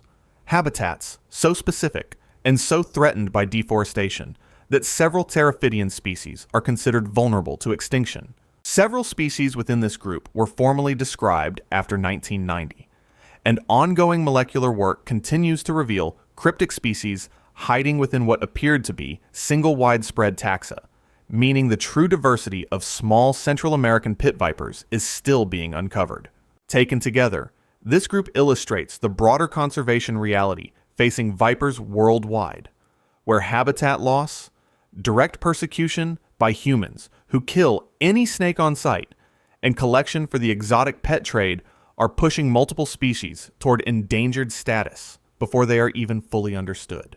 From the 6 egg-laying night adders of ancient Africa to the rattleless island rattlesnake of the Gulf of California, vipers are one of evolution's greatest success stories, adapting a single fundamental body plan into over 350 species, capable of surviving in every habitat, from Arctic tundra to equatorial rainforest to scorching desert.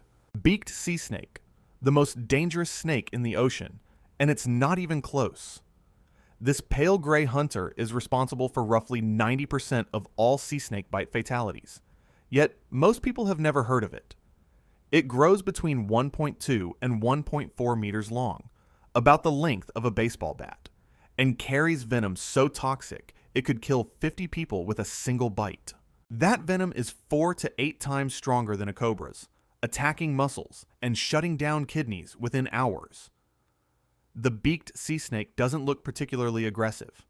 It moves slowly through coastal waters, estuaries, and mangrove forests across the Indo-Pacific, hunting fish in murky shallows where visibility is terrible. But when it's cornered, especially in fishing nets, it strikes fast and without warning.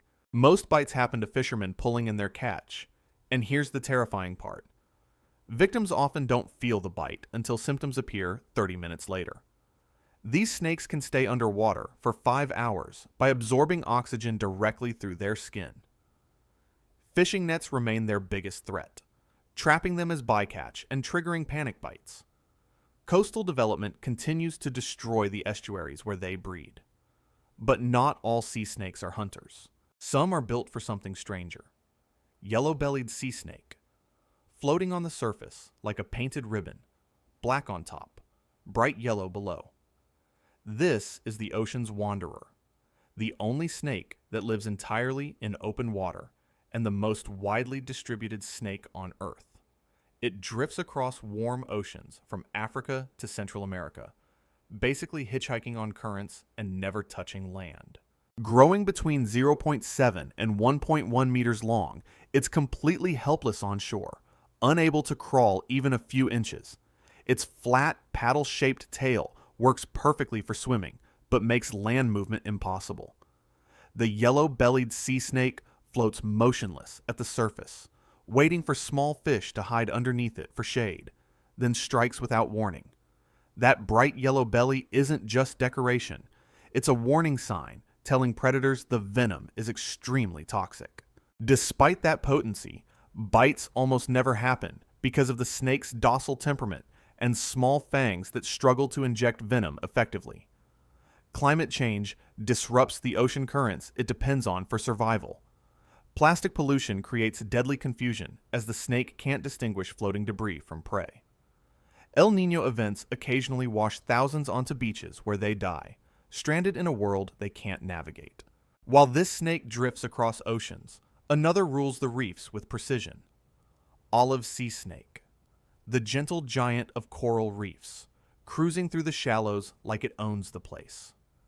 This chunky snake grows between 1.5 and 2 meters long, making it one of the larger sea snakes. Yet it's known for approaching divers out of pure curiosity rather than aggression.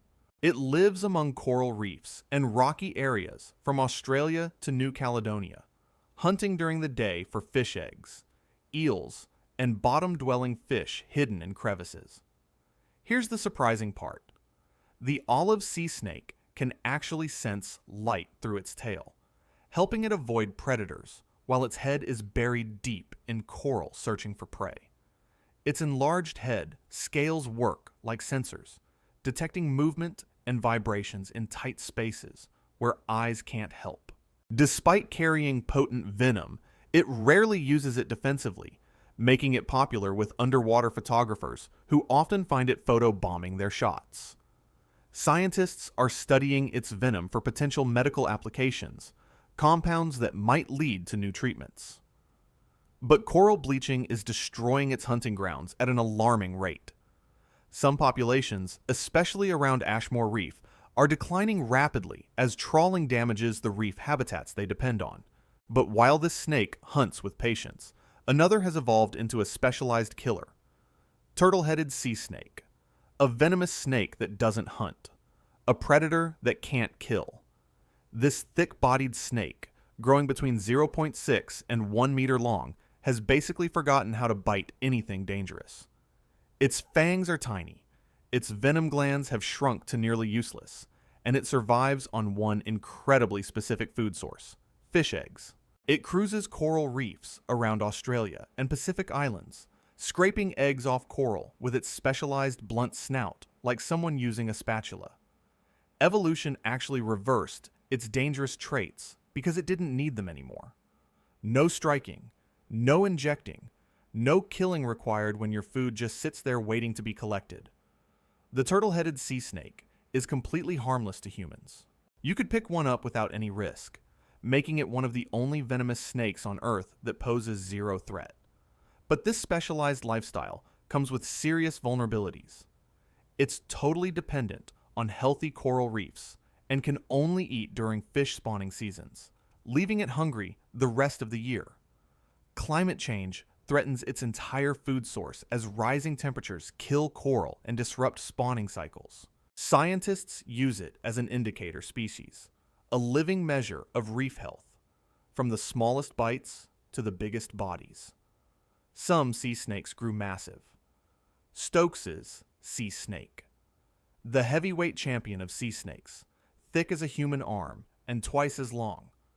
This massive snake can reach up to 2 meters in length and weigh over 2 kilograms, making it absolutely enormous by sea snake standards.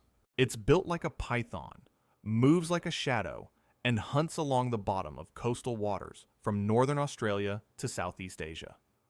That thick body isn't just for show. Stokes's sea snake has an incredibly elastic jaw that can stretch wide enough to swallow fish larger than its own head. Then it actually constricts its prey underwater before swallowing it whole. Unusual behavior for a sea snake. Its heavy build makes it sink easily, perfect for a bottom dweller that searches through sand and mud for hidden prey. The small paddle-shaped tail is all it needs since it doesn't swim long distances. Despite its intimidating size, this snake is surprisingly gentle and rarely bites humans. Trawling nets are devastating its populations, dragging them up as bycatch faster than they can reproduce. Females only breed every 2 to 3 years, making recovery incredibly slow. Local fishermen often release them unharmed when caught, recognizing they pose little threat. But size doesn't always mean danger. Some smaller snakes pack a deadlier punch. Dubois' sea snake, pale, ghostly, and carrying one of the most toxic venoms on Earth. Yet almost no one has ever been bitten. This slender snake, growing between 0.8 and 1.5 meters long, represents a fascinating paradox. Its venom ranks among the top 3 most toxic of all snakes, land or sea, capable of killing with just a fraction of a drop. But its temperament is so extremely docile that confirmed bites number fewer than 5 in recorded history. It prowls coral reefs from Papua New Guinea to Australia, hunting gobies and small eels in tight crevices where its small head and cream-colored body with brown bands can slip through easily. When approached by divers or accidentally caught, it simply retreats rather than defending itself. Scientists can't even study its venom effects properly because the snake refuses to bite, even when handled. Researchers are now investigating that venom for potential pain management drugs, compounds that might revolutionize medicine. But mysterious population crashes are happening in some areas, and no one knows why. Coral degradation eliminates its hunting grounds, while marine heat waves disrupt prey availability.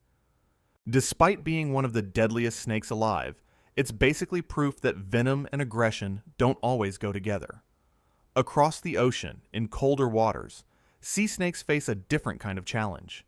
Yellow-lipped sea crate, half land snake, half sea snake, a creature that refused to choose. This beautifully banded snake, marked with black and blue rings and growing between 1 and 1.5 meters long, lives a double life that no other sea snake can match.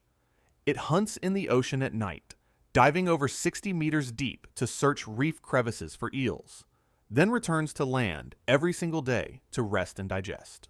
Unlike true sea snakes that abandoned land completely, the yellow-lipped sea crate kept its belly scales, allowing it to crawl across beaches and rocks like a regular snake. Here's the catch. It can't drink salt water, so it must return to shore to find freshwater pools and streams, or it will die of dehydration. Traditional Polynesian cultures considered these snakes sacred, and it's easy to see why. Despite carrying potent venom, they're incredibly docile, making bites nearly impossible even when handled. Tourists frequently encounter them commuting across beaches at dawn, a strange sight that looks almost deliberate. But this amphibious lifestyle creates double vulnerability. The snake needs both healthy coral reefs for hunting and coastal freshwater sources for drinking. Beach development eliminates resting sites, while light pollution disrupts their nocturnal hunting patterns. While this snake divides its time, another has mastered a single deadly skill: annulated sea snake, a flash of blue and black rings cutting through murky water. Before prey even sees it, the strike is over. This speed demon of shallow estuaries can reach up to 2 meters long and delivers the fastest strike speed of any sea snake, a blur of movement perfectly adapted for hunting in water so murky that most predators would be helpless. It thrives in river mouths and muddy coastal areas from India to Southeast Asia, places where visibility drops to nearly zero. The annulated sea snake doesn't need to see its prey clearly, because it hunts using vibration sensors that detect the slightest movement in silty water. Its high salt tolerance allows it to move freely between freshwater rivers and the open ocean, following fish populations wherever they go. But here's the problem. Unlike most sea snakes, this one is actually aggressive when provoked, making it the second most common cause of sea snake bites after the beaked sea snake. Fishermen fear it more than others because it doesn't retreat when nets close around it. Its venom causes muscle paralysis and respiratory failure, hitting fast and hard. Pollution in river deltas from industrial runoff is poisoning its habitat, while overfishing depletes the prey species it depends on. But the strangest sea snake isn't the fastest or deadliest. It's the one that glows. Shaw's sea snake. Under UV light, this snake glows neon green. Scientists only discovered this in 2018, a creature hiding in plain sight for millions of years, revealing its secret only under the right conditions. Growing between 0.8 and 1.3 meters long, Shaw's sea snake became the first sea snake ever discovered to biofluoresce, meaning special proteins in its skin absorb light and re-emit it as a bright green glow. No one knows why it glows yet. Theories range from communication between snakes to attracting prey in murky water, or even disrupting the camouflage of predators hunting at night. It lives in shallow coastal waters around Australia and New Guinea, actively hunting catfish and pufferfish when light levels drop. The discovery completely changed how scientists study sea snakes, forcing them to wonder what else they've been missing. That biofluorescent ability might lead to new fluorescent proteins for medical imaging, tools that could help doctors see inside the human body with greater precision. But habitat loss from coastal development threatens populations that scientists haven't even finished studying yet. Its population status remains unknown, and researchers suspect light pollution might interfere with its biofluorescence, disrupting behaviors we don't even understand. Shaw's sea snake is a reminder that the ocean still holds undiscovered secrets, waiting in the dark. Bearded dragon. If you have ever owned a bearded dragon, or even just watched one sit motionless under a heat lamp like a tiny prehistoric statue, you probably never once thought of it as venomous.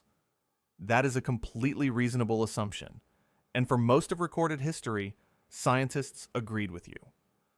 Then, in 2005, a herpetologist named Brian Fry published a paper in the journal Nature that quietly rewrote the rulebook on lizard biology.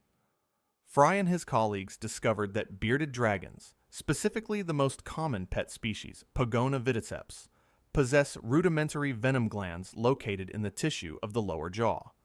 These glands produce a mild venom, but here is where things get complicated. The delivery system is so primitive. No grooved fangs, no hollow teeth, no pressurized injection mechanism, that the venom simply seeps passively into a bite wound through capillary action while the lizard chews. The practical result for any human on the receiving end of a bearded dragon bite is essentially nothing beyond some localized irritation, and honestly, the bacteria in the saliva are probably doing more work than the venom at that point. So, why does this matter? Because the significance of Fry's discovery was never really about whether your pet lizard is going to hospitalize you. It was about evolutionary history. The paper argued that venom glands in lizards and snakes are not the product of multiple separate evolutionary events, as scientists had assumed, but rather a single ancestral origin, a common venom system that evolved once and was then either retained, modified, or lost across hundreds of millions of years of reptile evolution. That single idea restructured how herpetologists understand the entire squamate family tree. Bearded dragons grow to around 24 inches in total length, live between 10 and 15 years in captivity, and are omnivorous, eating insects, leafy greens, and the occasional small rodent, which makes them extraordinarily popular as pets. They are known for a social behavior called arm waving, where they slowly rotate one foreleg in a circular motion as a submissive or communicative gesture that looks almost comically deliberate. They are docile, personable, and genuinely easy to keep. But thanks to one landmark paper, they are also, technically, venomous. And that technicality is the thread that pulls this entire story apart. Gila monster.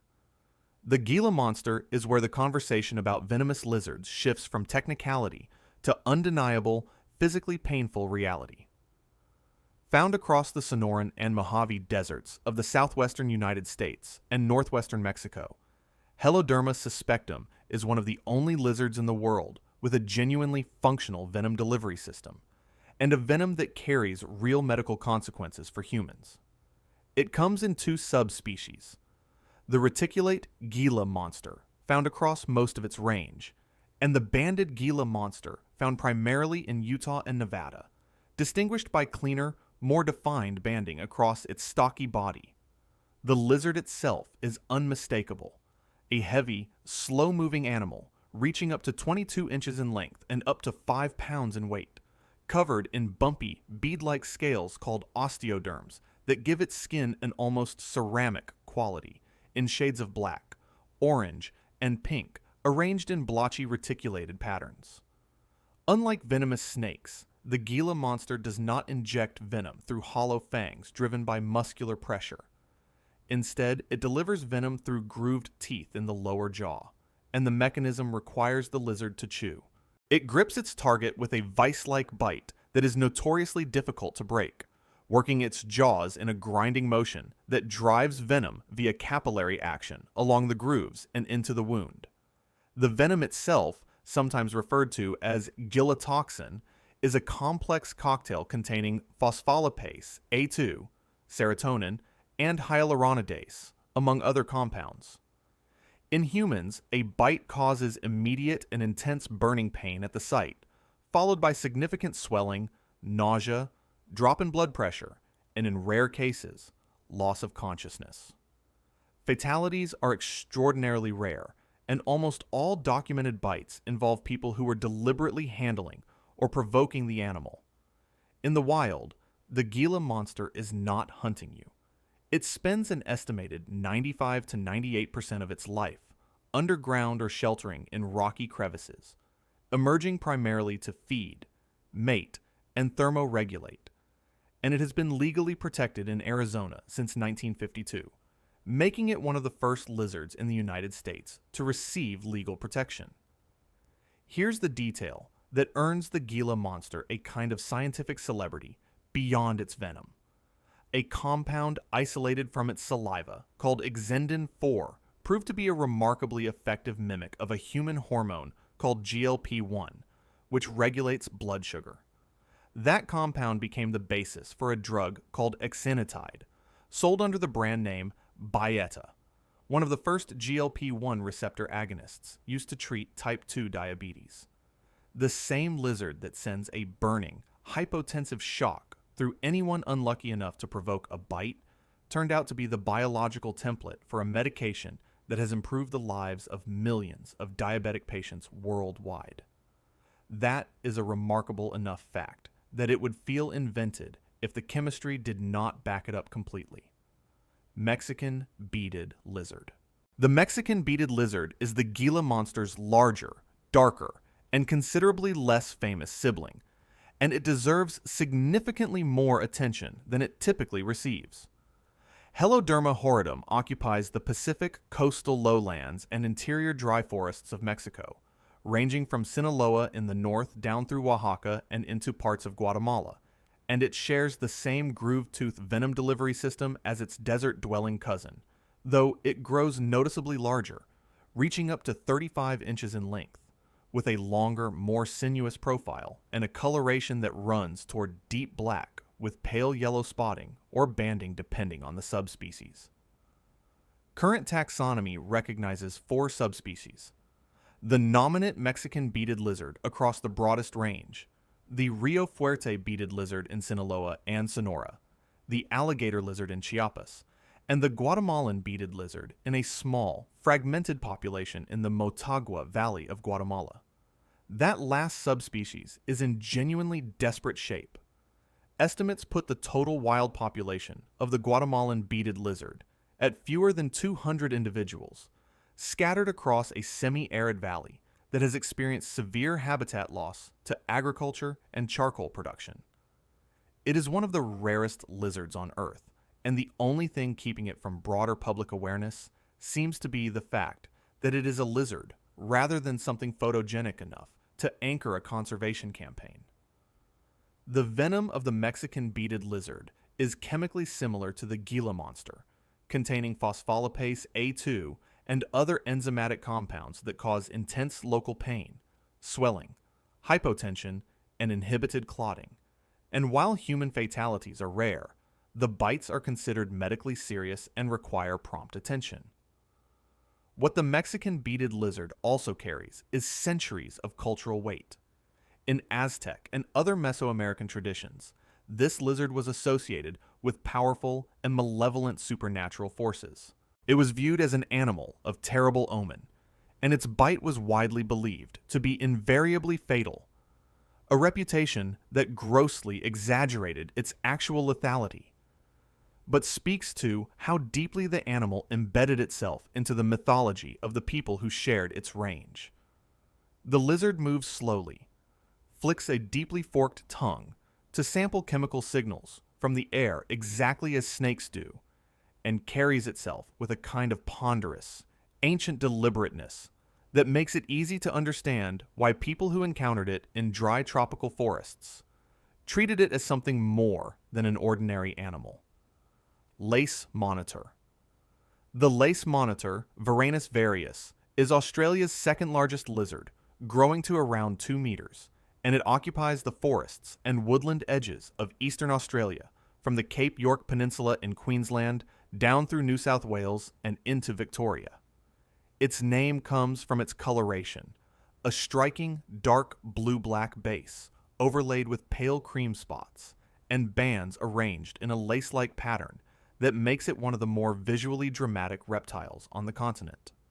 For most of the 20th century, monitor lizards as a group were not considered venomous in any meaningful sense. Their bite was understood to be dangerous because of their strong jaws, sharp teeth, and clawed limbs, and whatever infection might follow, but venom was not part of the picture. Brian Fry's research, which expanded significantly between 2005 and 2009, changed that. Using MRI scanning and dissection, Fry's team identified venom-producing glands in both the upper and lower jaws of multiple varanid species, including the lace monitor. The venom produced by these glands contains anticoagulant compounds and substances that cause rapid drops in blood pressure. A bite from a lace monitor can produce significant swelling, prolonged bleeding due to the anticoagulant effects, and considerable pain, though it is not considered life-threatening to healthy adults. The critical distinction between the lace monitor and the Heloderma species covered earlier is the absence of a specialized delivery mechanism. There are no grooved teeth, no dedicated venom channels. The venom enters a wound passively during the tearing, gripping action of a bite, which means the physical damage from the bite itself and the claws, and the powerful tail used as a whip, is still the lizard's primary weapon. The venom is secondary, almost incidental. This is why the lace monitor occupies such an important middle position in understanding lizard venom. It is not as cleanly, classically venomous as a Gila monster, but it is doing something biochemically more sophisticated than simply having a dirty mouth. It is worth noting that the venom research on monitors remains actively debated in herpetology. Some researchers argue that the glands Fry identified are not true homologs of snake and heloderma venom glands, and that calling them venom glands conflates separate evolutionary structures. The science is genuinely unsettled, and that uncertainty is part of what makes this animal such a useful case study in how categories that feel clean and definitive, venomous versus non-venomous, turn out to be considerably messier when you look closely at the biology underneath them. Komodo dragon. The Komodo dragon, Varanus komodoensis, is the largest living lizard on Earth, with adults reaching up to 3 meters in length and up to 70 kilograms in weight. And it is the animal that, more than any other, forces a complete rethinking of everything most people believe about how a reptile can be dangerous. For the better part of the 20th century, the accepted explanation for how Komodo dragons killed large prey like deer, pigs, and water buffalo was bacteria. The story went that the dragon's mouth harbored such a dense and toxic community of bacteria, accumulated from feeding on rotting carrion, that a single bite would start a septic cascade in the prey animal, which would wander off, weaken over days, and eventually collapse, at which point the dragon would find it by smell and feed. It was a dramatic and viscerally compelling explanation, and it was almost entirely wrong. In 2009, Brian Fry's team published research in the Proceedings of the National Academy of Sciences after conducting MRI scans on the skull of a terminally ill Komodo dragon, and what they found were well-developed venom glands situated between the teeth in both jaws, producing a venom that contains anticoagulant proteins and compounds that induce rapid hypotension and prevent blood from clotting. The revised understanding of how a Komodo kills large prey is considerably more mechanistic and arguably more unsettling than the bacteria story. The dragon bites, delivering venom into the wound alongside the considerable physical trauma of those serrated, laterally compressed teeth. The venom begins suppressing clotting and dropping blood pressure almost immediately. The prey animal, something the size of a water buffalo, starts going into a form of vascular shock. The Komodo then tracks the weakening animal, sometimes for considerable distances, using a forked tongue capable of detecting chemical signals in the air from as far as 9.5 kilometers away, according to some estimates, waiting for the animal to become incapacitated enough to approach and feed. It is a patient, methodical, chemically assisted hunting strategy employed by an animal that looks like something evolution sketched when it was in a particularly uncompromising mood. Komodo dragons are native to a small cluster of islands in eastern Indonesia, primarily Komodo, Rinca, Flores, and Gili Motang, and they are the apex predators on every island they inhabit. They can eat up to 80% of their body weight in a single feeding session, consuming bone, hide, and hooves along with flesh. Attacks on humans are rare but documented, and rangers on Komodo Island carry forked wooden sticks as a standard defensive tool when moving through areas where dragons are active. Their biology continues to produce surprises well beyond venom. Female Komodo dragons are capable of parthenogenesis, producing viable offspring from unfertilized eggs, a fact confirmed by genetic testing of hatchlings born to captive females at Chester Zoo and London Zoo in 2006 who had been isolated from males. The hatchlings were not clones due to the specific genetics of reptilian sex determination, but they were the offspring of a single parent in a genuine biological sense, which is not a thing you expect from the world's largest lizard. The Komodo dragon is currently listed as endangered on the IUCN Red List, with a total wild population estimated at somewhere between 1,300 and 2,000 individuals, a number that has researchers concerned given the species' extremely limited geographic range and the vulnerability of those island habitats to rising sea levels driven by climate change. The animal that took decades for scientists to correctly understand, that turned out to be venomous in a way nobody expected, that can reproduce without a mate, and that hunts prey 20 times its weight through a combination of patience, chemistry, and extraordinary sensory capability, is now threatened by forces that have nothing to do with any predator it has ever faced. That is the Komodo dragon, Still stranger than the story people were already telling about it. Still not fully understood, and significantly more precarious than its reputation as an apex predator might suggest. Nose-horned viper. Europe does not exactly have a reputation for deadly wildlife. If you think of dangerous animals on this continent, you are probably not picturing something that can kill you.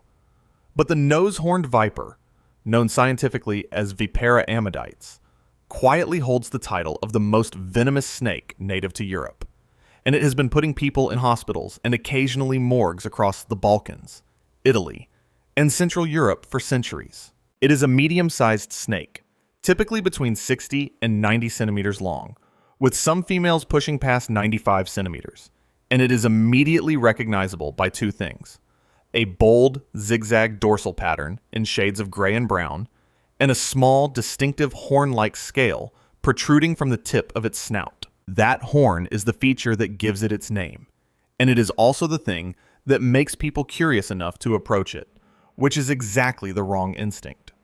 The viper's hemotoxic venom is far more medically serious than most people expect from a European species. A bite causes localized tissue destruction almost immediately, followed by internal bleeding, swelling that can spread well beyond the bite site, cardiovascular disruption, and in untreated cases, organ failure. Compared to the common European adder, Vipera berus, which most people think of as Europe's only venomous snake, the nose-horned viper delivers a significantly more toxic bite, with a venom yield of up to around 100 milligrams per strike. The snake is not aggressive in any hunting sense toward humans. Almost every bite on record happened because someone accidentally stepped on one in rocky Mediterranean scrubland, or, more recklessly, picked one up. But when it feels cornered, it escalates fast, and unlike some vipers that give extensive warning, the nose-horned viper can, and does, strike with very little provocation once it decides threat display time is over. Antivenom exists, and it is effective, and in countries with reliable hospital access, fatalities are now genuinely rare. But in rural parts of the Balkans and surrounding regions, where medical infrastructure can be hours away and antivenom stocks are not always guaranteed, deaths still occur, particularly among elderly patients and children whose bodies handle systemic envenomation less effectively. The nose-horned viper is proof that you do not need to be in a jungle or a desert to encounter something that can kill you. Sometimes it is just sitting on a sun-warmed rock in the Italian countryside, waiting to be left alone. Eastern diamondback rattlesnake.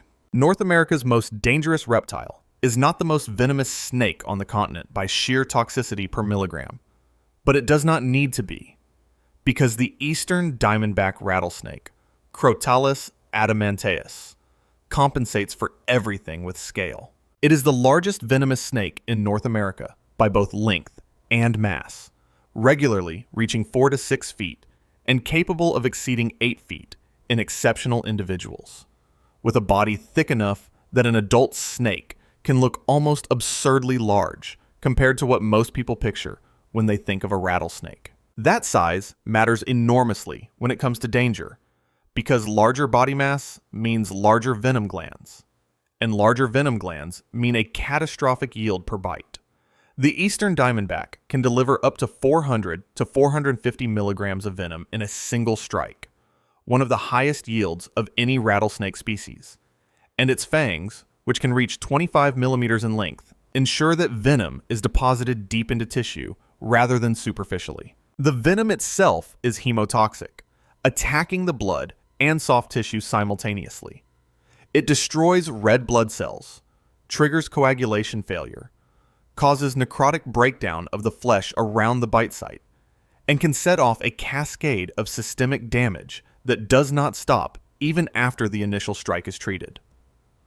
Survivors of severe untreated bites have required limb amputations. Before antivenom was widely available, the fatality rate from eastern diamondback bites was estimated somewhere between 10 and 30% depending on the source and the medical era in question. With modern treatment, deaths are far rarer, but not unheard of, particularly in cases of delayed treatment or bites to the face and torso. One behavioral detail that catches people off guard is that the eastern diamondback does not always rattle before striking. In cooler temperatures, the snake is less active and less likely to produce a warning rattle, meaning that hikers and hunters moving through the Florida scrublands, longleaf pine forests, and coastal plains of the southeastern United States can occasionally stumble into strike range without any auditory alert.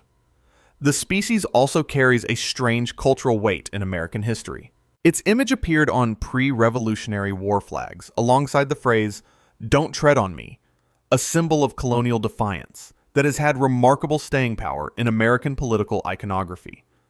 The eastern diamondback is now in population decline due to habitat loss and decades of deliberate killing, but in its range, it remains a genuine and serious threat, not because of exotic biochemistry, but because of raw, physical, biological force. Black mamba. Africa's most dangerous reptile is not a matter of debate. The black mamba, Dendroaspis polylepis, is the snake that earns the reputation, holds onto it, and justifies it entirely. It is the fastest land snake on Earth, capable of reaching speeds of 12 to 19 kilometers per hour in short bursts, which is fast enough that the idea of simply running away is not the guaranteed solution it sounds like. It is also one of the most toxic large snakes in the world, with a venom LD50 of approximately 0.28 milligrams per kilogram subcutaneous, and the amount of venom it can deliver in a single bite, typically between 100 and 400 milligrams, dwarfs the estimated lethal dose for a human adult, which sits at around 10 to 15 milligrams. The math there is not comforting. Without antivenom, a bite from a black mamba is considered near universally fatal, and deaths have been documented in as little as 20 minutes in the most severe cases, though the more typical window without treatment is several hours, during which the venom's neurotoxic and cardiotoxic components progressively shut down the nervous system and the heart. Symptoms move fast. Tingling and numbness begin almost immediately, followed by difficulty speaking, drooping eyelids, progressive paralysis, and eventually respiratory arrest, as the muscles controlling breathing stop receiving signals from a nervous system that is no longer functioning. The name black mamba is one of the more misleading things about the species. The snake's scales are not black. They are an olive to gray-brown color along the body, often described as gunmetal in shade. The black refers entirely to the interior of the mouth, which is a deep, inky, almost startling jet black that the snake reveals in a wide gape as a defensive warning display before it commits to a strike. It is one of the more eerie threat displays in the animal kingdom. Despite the mythology that surrounds it, the black mamba is not an aggressive animal by default. It prefers to escape. It is a nervous, alert snake, and it will move away from a perceived threat if given the opportunity. The danger arises when it feels cornered, when its escape route is blocked, and when it perceives an advancing threat rather than a retreating one. In those situations, the speed and venom yield combine into something that has killed an enormous number of people across sub-Saharan Africa, particularly in rural communities where anti-venom is not reliably stocked, and the nearest hospital is not nearby. The black mamba is proof that nature does not always make its most dangerous things slow-moving, predictable, or easy to avoid. Bushmaster. South America's entry is the most secretive killer on this list, which in some ways makes it the most unsettling. The Bushmaster, Lachesis muta, is the largest venomous snake in the Western Hemisphere, capable of reaching lengths up to 3.65 meters, nearly 12 feet, with a thick, powerful body covered in strongly keeled scales that give it an almost rough, pine cone-like texture. That texture, combined with a pinkish-tan base color broken up by dark brown diamond-shaped blotches, makes it essentially invisible against the leaf litter of the Amazon basin floor. You could walk within a meter of one and genuinely not see it, which is precisely the problem. The Bushmaster is an ambush predator of almost legendary patience. It can remain motionless in the same location for days, waiting for a warm-bodied animal to pass within striking range, and it strikes with a force and speed that is disproportionate even to its size. Its fangs are among the longest of any pit viper, reaching up to 38 millimeters, ensuring deep tissue penetration and efficient venom delivery, with yields in some milking records exceeding 1,500 milligrams. The venom is a complex hemotoxic and cytotoxic mixture that causes massive internal hemorrhaging, widespread cell death, cardiovascular collapse, and renal failure, attacking the body on multiple fronts simultaneously. Without treatment, fatality rates from bushmaster bites are estimated at 80% or higher in some case report compilations, which places it among the deadliest pit vipers anywhere on Earth in terms of untreated outcomes. Treatment itself is complicated by the fact that anti-venom for Lachesis muta is not universally available, even across South America, and the venom's complexity sometimes requires multiple anti-venom components for adequate neutralization. One biological detail that makes the bushmaster unusual among pit vipers is that it is oviparous. Most vipers give birth to live young, but the bushmaster lays eggs and the female guards that nest. A nesting female bushmaster is considerably more aggressive than the species' baseline temperament, which is itself not docile by any standard.